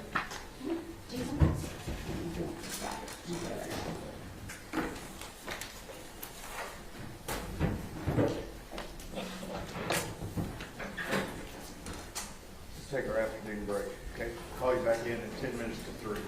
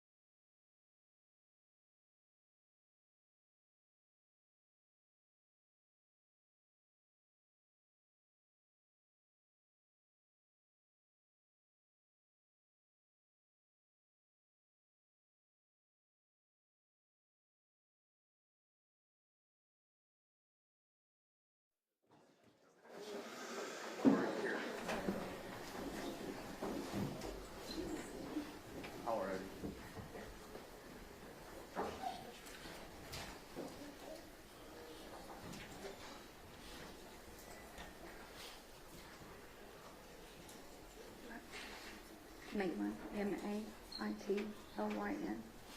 And my last name is Gandy, G-A-N-D-Y.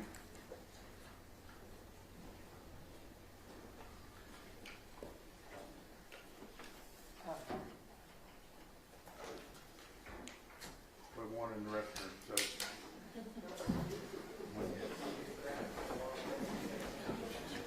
I'm sorry?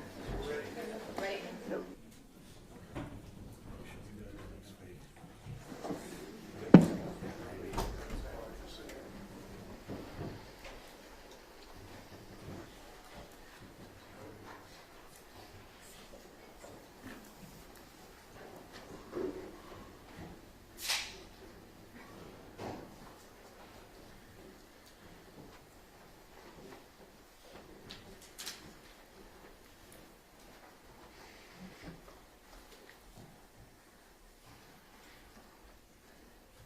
Everyone may be seated.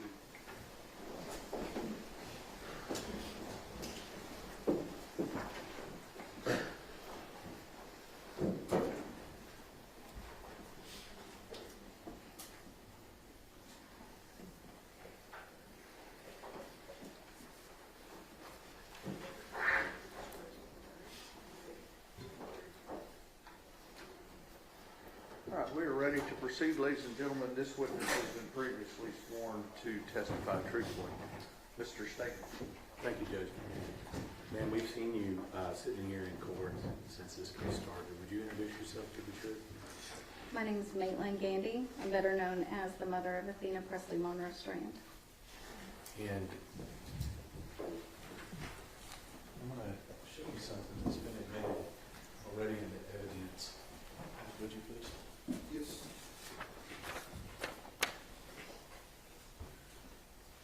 Ms. Thompson talked about this picture here, and I want to ask you, she mentioned that she had a little grin on her face. Do you have a better explanation about why she has a grin on her face? I do. So this was taken about a month before she was murdered, and we were at a Mexican restaurant in our hometown, and I wanted to get a picture of her and her baby sister, my baby sister, all together, and she stole an orange from my drink, and she had it in her mouth to look like she looked like a little monkey. And I took the original picture, not noticing the orange in her mouth, and then of course, being the mom that I am, I said Athena Presley, and she immediately closed her lips around that orange so she could hide the orange and take the picture that I wanted. That's the reason for the grin. Yes, sir. You said this picture was taken when? About a month before she was killed. Let me show you another picture that's been admitted to the evidence. And I think we've seen this one. When was this picture taken? That was taken on November 26th of 2022. It was a Saturday. It was about 1:30 p.m. And that was in the front seat of my Jeep. And notice she's got a white shirt on here. What's the symbolism of this white shirt? What's she wearing? It says, "We are family 2022," because we always had matching fall pajamas for Halloween and matching Christmas pajamas. It was a part of our holiday traditions. And was it just her, or was there somebody else with her we don't No, you can see my baby, Rylan. Is this right here? Yes. And how many days before she was murdered was this picture taken? 4 days. 4 days. And I'm noticing something on her head here. What's on her head? That is her red bow for Christmas, because red was the theme for our family that year. Ma'am, I notice you have something in your hand there. Show that to the jury. This is her red bow. Is that the same red bow that we see in that picture? Yes, sir. Do you leave home without that? Not when I come to this state. Okay. Maybe back home every once in a while? Every once in a while. Quick trip to Walmart, maybe. Something else about this picture, was this one of the last times you saw Athena? I had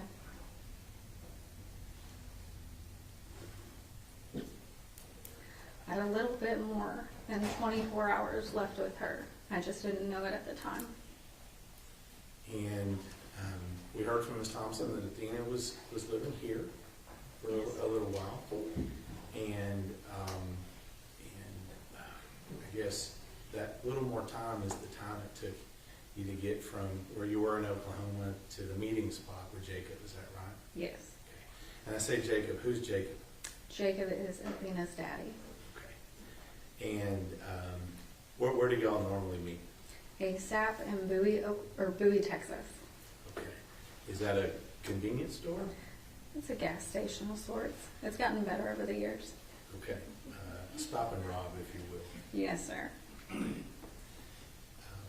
so y'all exchange on that day, right? We exchanged Sunday, November 27th of 2022.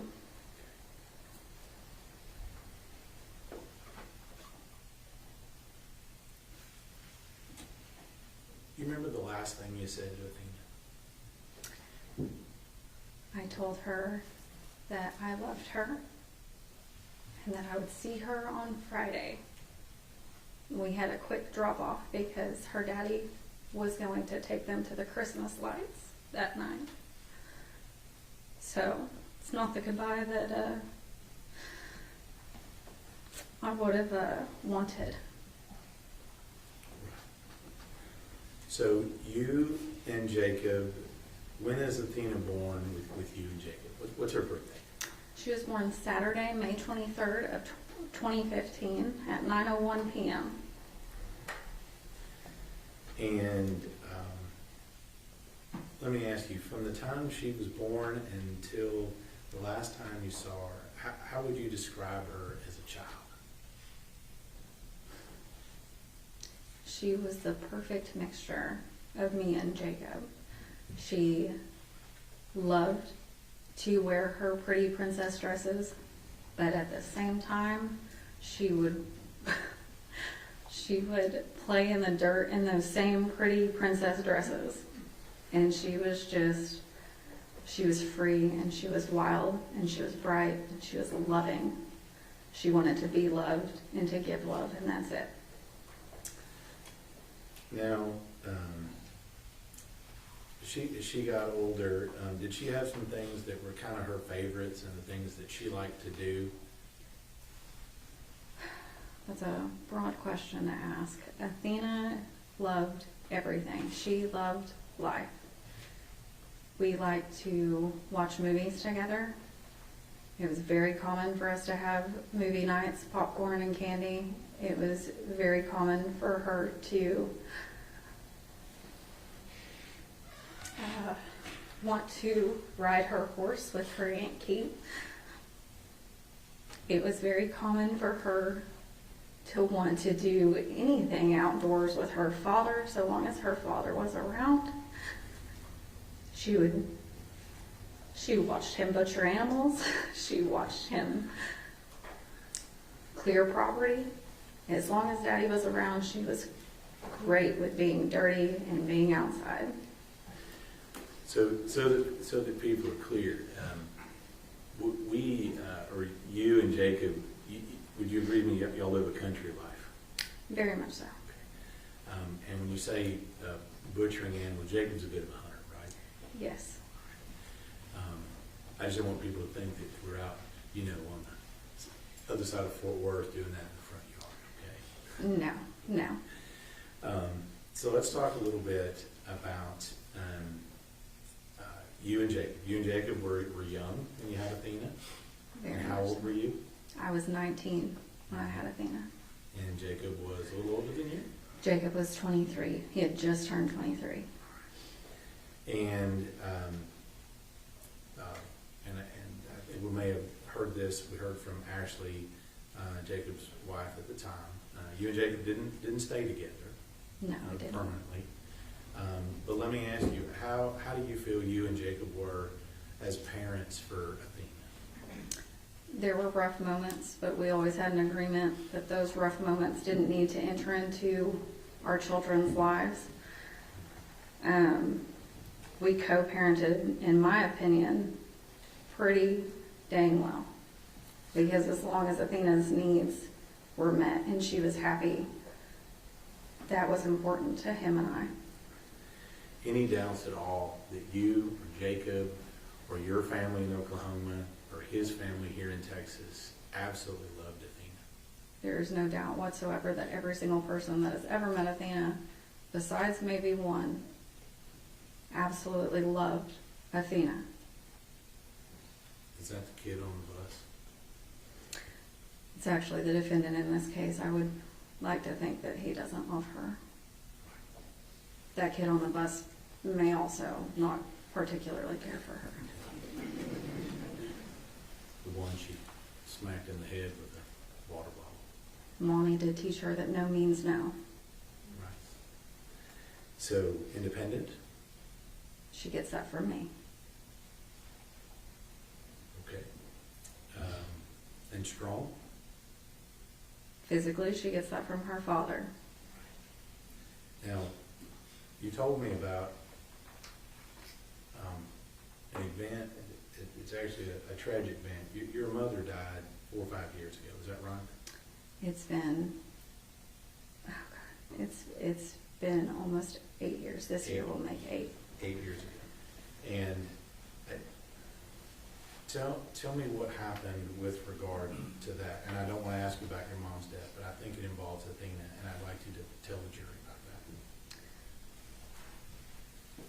Well, it was Friday, December 28th of 2018. I had went to work early that morning, as I did all the time, and my mom wasn't supposed to die. She was just fine, but she used to keep Athena for me whenever I went to work. And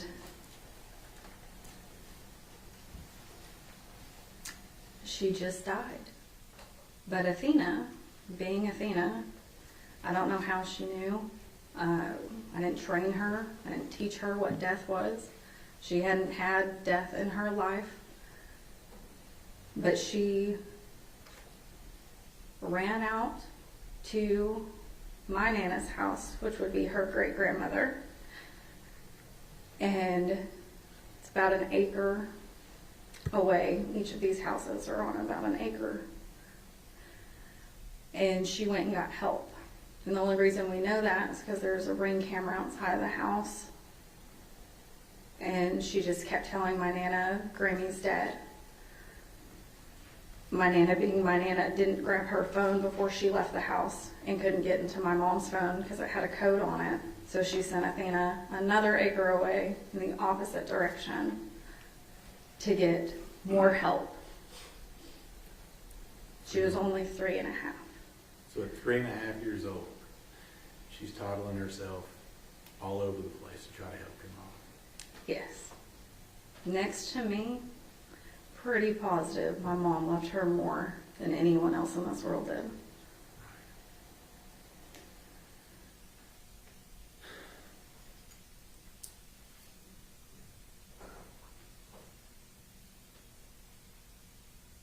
Do you remember when you got the call and when you received the information that Athena had gone missing? Do you remember that time? I do. And where were you at that time when you got the information that she had just been missing? I was in my house. My phone had died, and Jacob called my little sister, who was too far out from me. So she called my older sister, and my older sister came banging on the door like you would have thought the house was on fire. And I opened the door and she said, Athena's missing. And immediately I said, no, she's not. So I went and got my phone, and Jacob's name popped up on my phone. So you knew something was not right. Yes. Now, how far is it from your house in Oklahoma to County Road 3573 that we've been talking about? Typically it's about a 2-hour drive. And how fast I made it within 45 minutes. Now, let me ask you, did you go straight there? Or did you have a stop along the way? Unfortunately, I let my car run pretty clear out of gas, and I said that I would get gas before work the next morning. So I had to stop and get gas in Comanche. And so then you found your way this direction. Yes, I did. Some people will say that moms know when things happen. Would you agree with that? Yes. How do you know something wasn't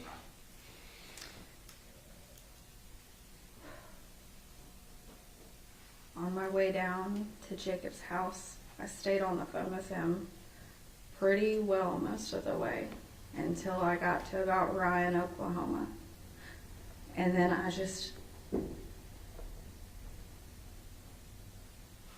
it felt like I was dying. I couldn't breathe, but I knew I had to keep going. I almost tapped the brakes because I thought I was having a heart attack. But I just told myself that if I kept going, it would be okay and I would find her. So long as mama can get there, it's going to be okay. Yeah. You get there, Dina's still missing. Yeah.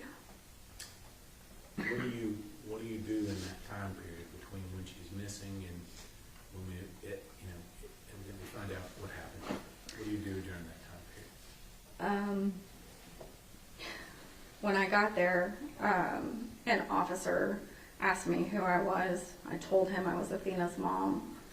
He directed me back inside my Jeep and told me that they were bringing dogs out and that my scent could throw the dogs off, so I had to stay inside my Jeep.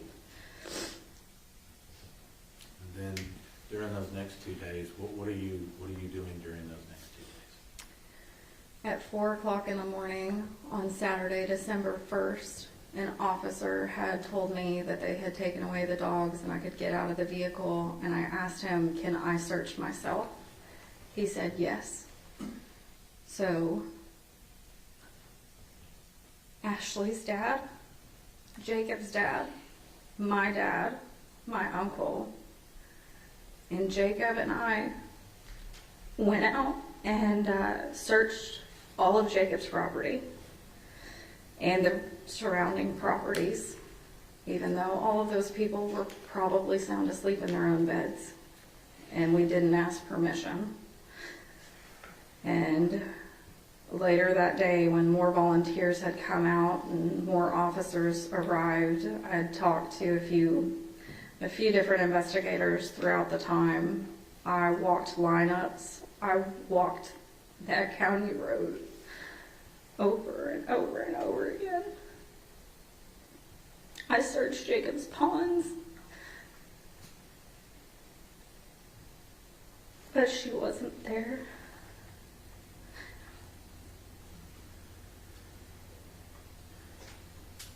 And I'm not from that county, so I didn't know where else to go. And I didn't know where else to look. I just knew she wasn't there.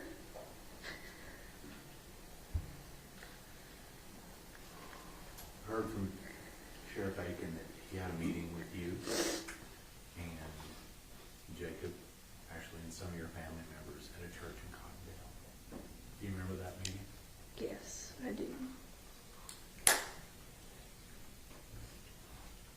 And I know this may be tough, but I think it's important.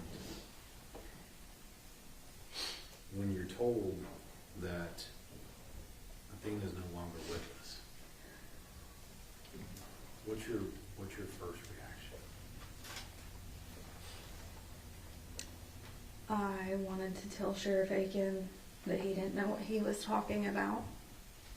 I asked him if I could confirm that that was my daughter, and he told me no, because she looks too bad. And I went into a place of denial. I stopped breathing, and I started to black out as I heard Ashley screaming. I knew it. I knew it was him.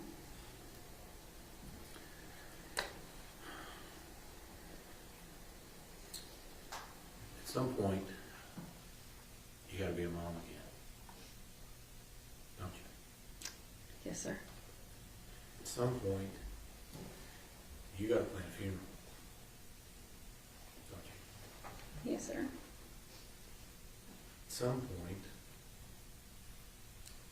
you gotta see Athena for yourself, is that right? Yes. Did that happen? Yes. On Tuesday, December 6th of 2022, I was allowed to see Athena for the first time.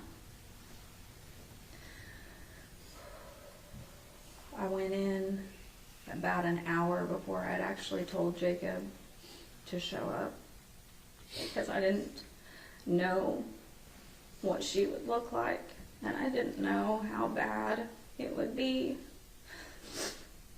And I didn't want him to see our daughter like that. So I went in around 8 in the morning with just my dad.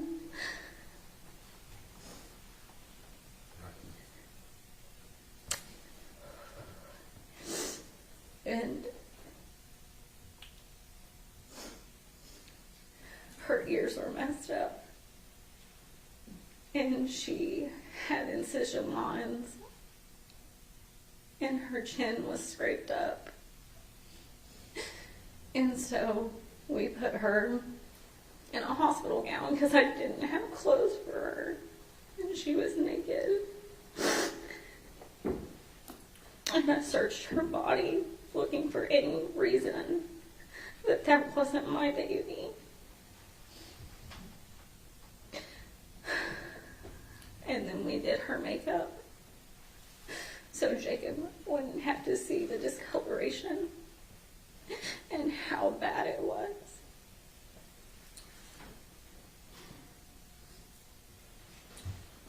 Still gotta be a mom, don't you? Yes, always. Always.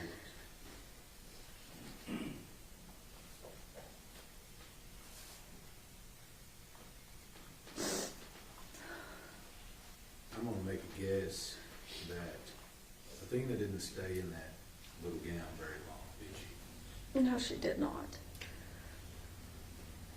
It wasn't pretty enough. Tell me what mom does to go fix that. Well, I wasn't from Wise County.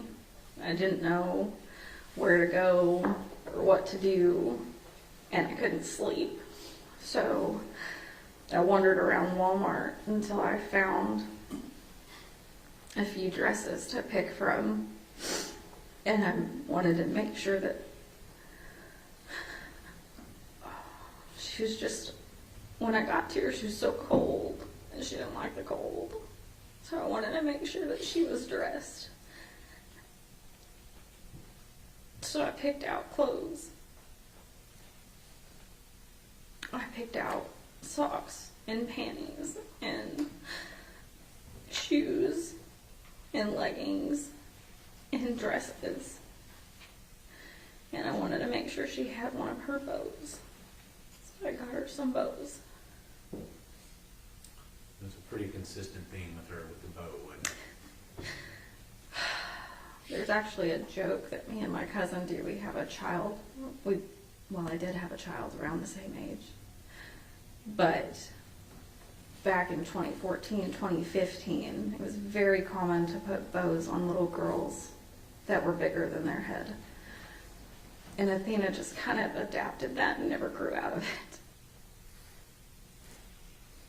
That's why we got this picture here. Yeah. Now,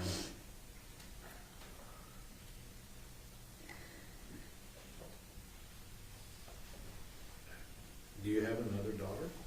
I do. And what's the age difference between your other daughter and Athena? 4 years and 7 months. Now, I've asked before of witnesses to describe for me their favorite picture of your younger daughter and Athena. Do you have one? It was the first one I ever took of them together. So that'll be right after your daughter was born. Yes, sir. And what's Athena doing in this picture? She's holding Rye, and she is beaming. She's been asking me for a sibling for a year or more, and she finally got her. I didn't want her to be alone if something ever happened to me. Because when Mom died and Athena was asking for a sibling, I looked around and I said, hey, at least I've got my sisters.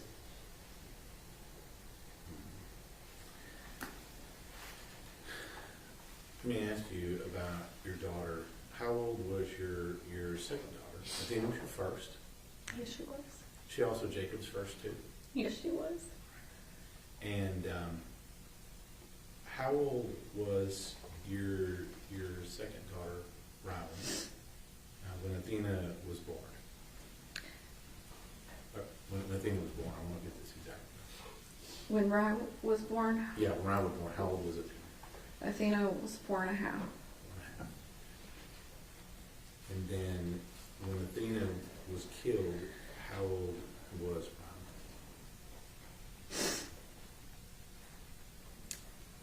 We had Athena's funeral on December 9th of 2022.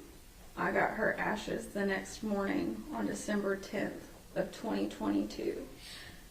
And that was also Rylan's 3rd birthday. And I brought her sister home. It just wasn't the way I was supposed to.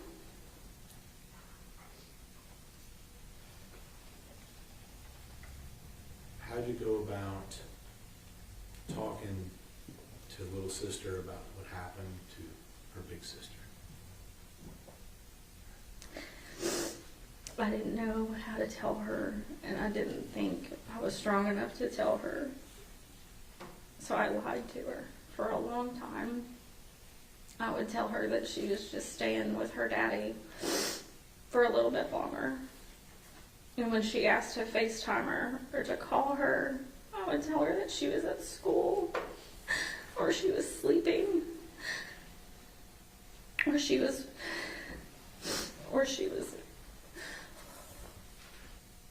I'm sorry.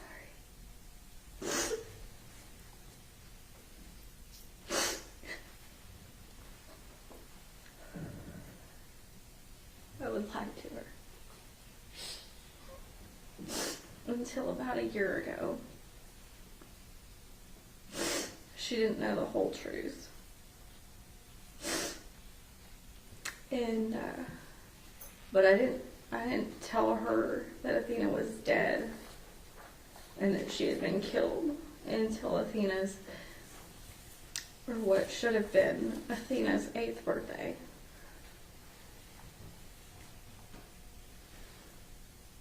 So let me ask you about that.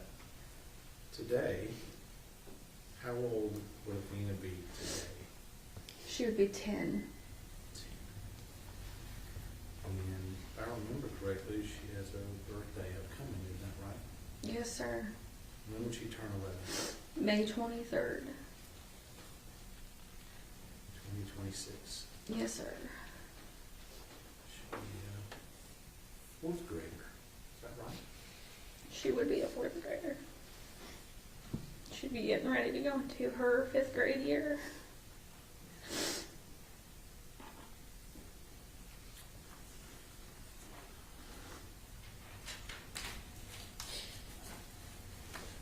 During the course of this case, have you ever missed a hearing? One. And why do you make it a point to be at every hearing that we've had in this case?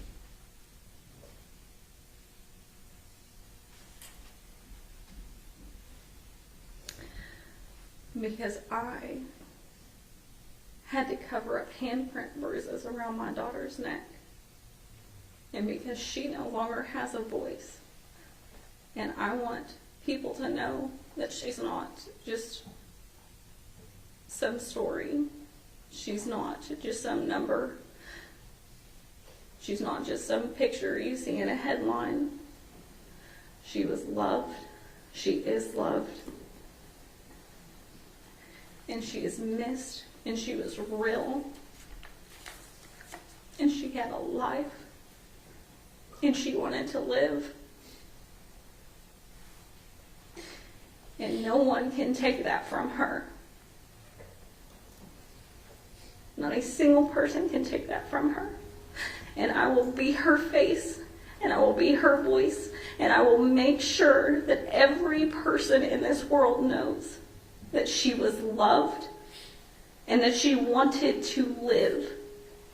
And we want her in our lives.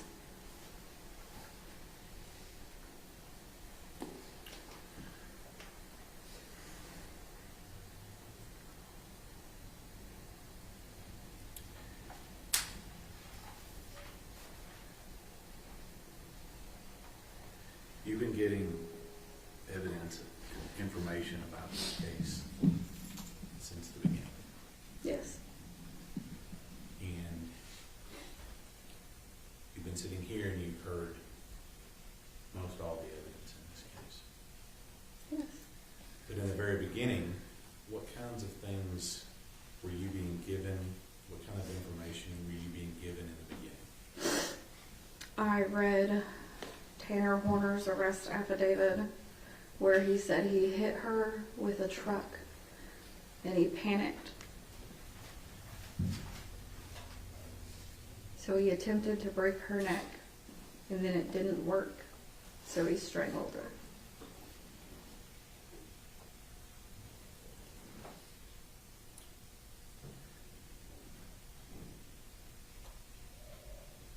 Do you have a chance to look at the autopsy or anything else in this case? When it came out, I read it. I drove down here the moment that my attorney contacted me and said it was being released. Got pulled over in Bowie for that one because I wanted to read it before the media released it to the public.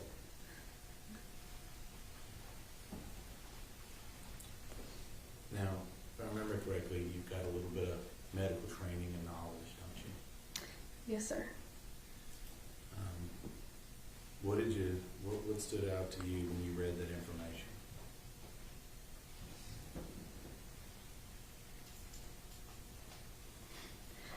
That there were no items of personal belongings listed with her, and that the only thing that was with her was the hands, or the bags around her hands. And I knew that that meant that she didn't have anything on her when she was found.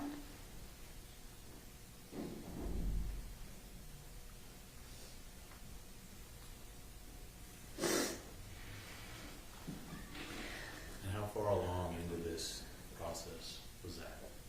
That was in the summer of 2023.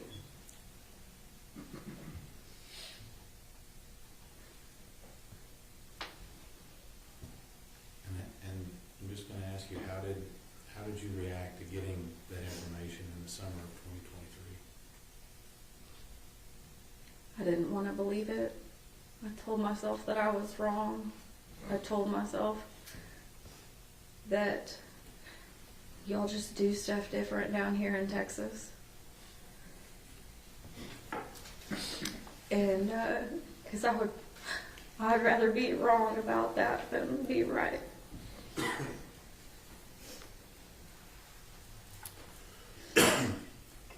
Ranger Espinoza has, we talked a little bit about some videos in this case. Excuse me. Did you have any chance to view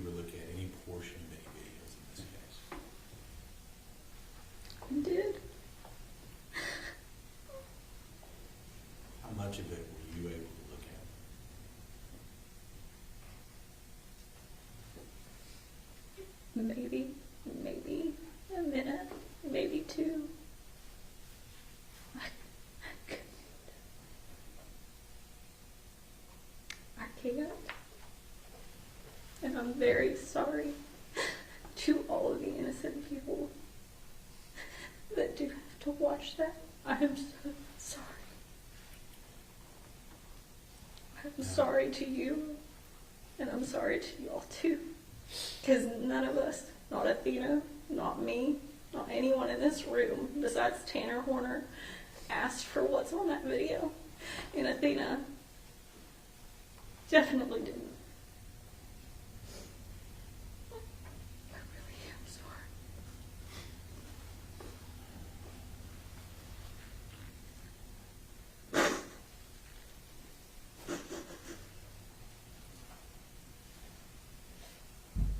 We've been here a little over a week and a half. We've been here, seen some of the evidence in the case.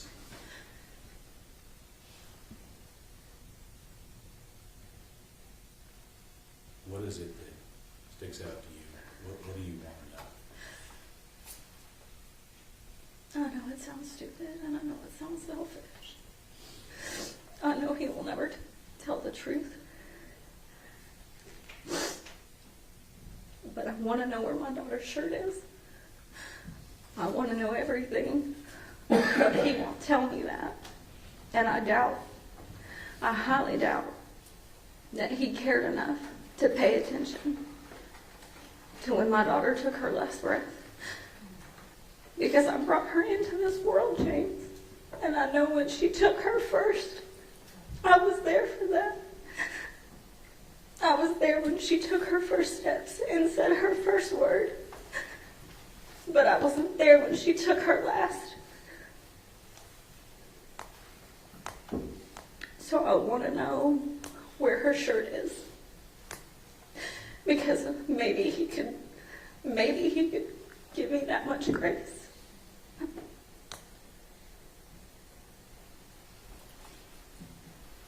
a couple more questions for you, Nathan.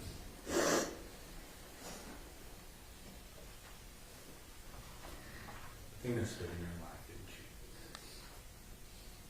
Athena is in my life every day. Every day. Every day. And I think I would be missing something if I didn't point out that you tend to have an affinity for a certain color. Would that be right? For her, yes, sir. And is that Athena's color too? This is her favorite color. Yes. Not Mom's favorite color. No, sir.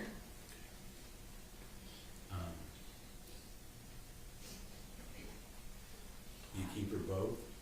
You got your pink? Yes, sir. But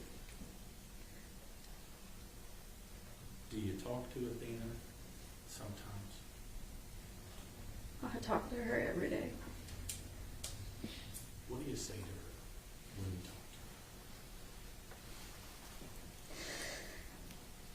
to her? I tell her that I'm sorry. That I wasn't there to protect her and to stop him. I tell her that I love her.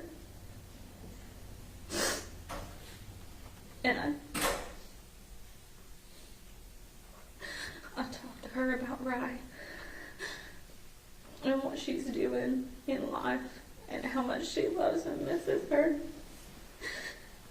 And I tell her about you and about Pat and about Michelle and about my attorneys and how y'all are working really hard to make sure that she's not forgotten and that she didn't just die and that we'll get justice for her.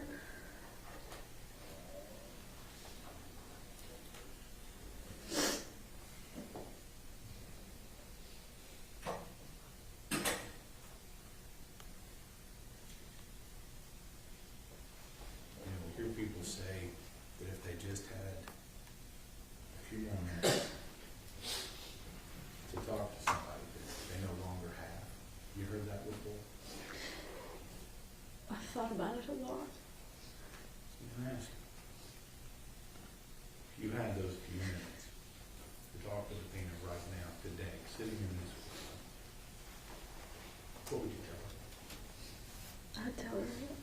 sorry.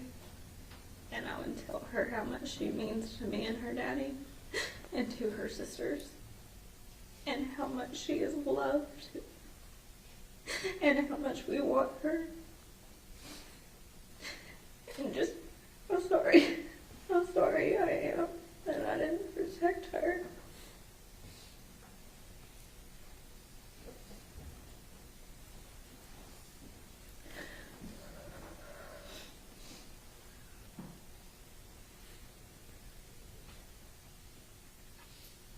I know how hard it was being here, Megan. And I want to thank you for being here and opening up your world to us today. That's what it's showing. Cross-examination. Ms. Daniel, I'm very sorry for your loss. I'm not going to ask any questions today. Thank you very much. May this witness be excused. Thank you, ma'am.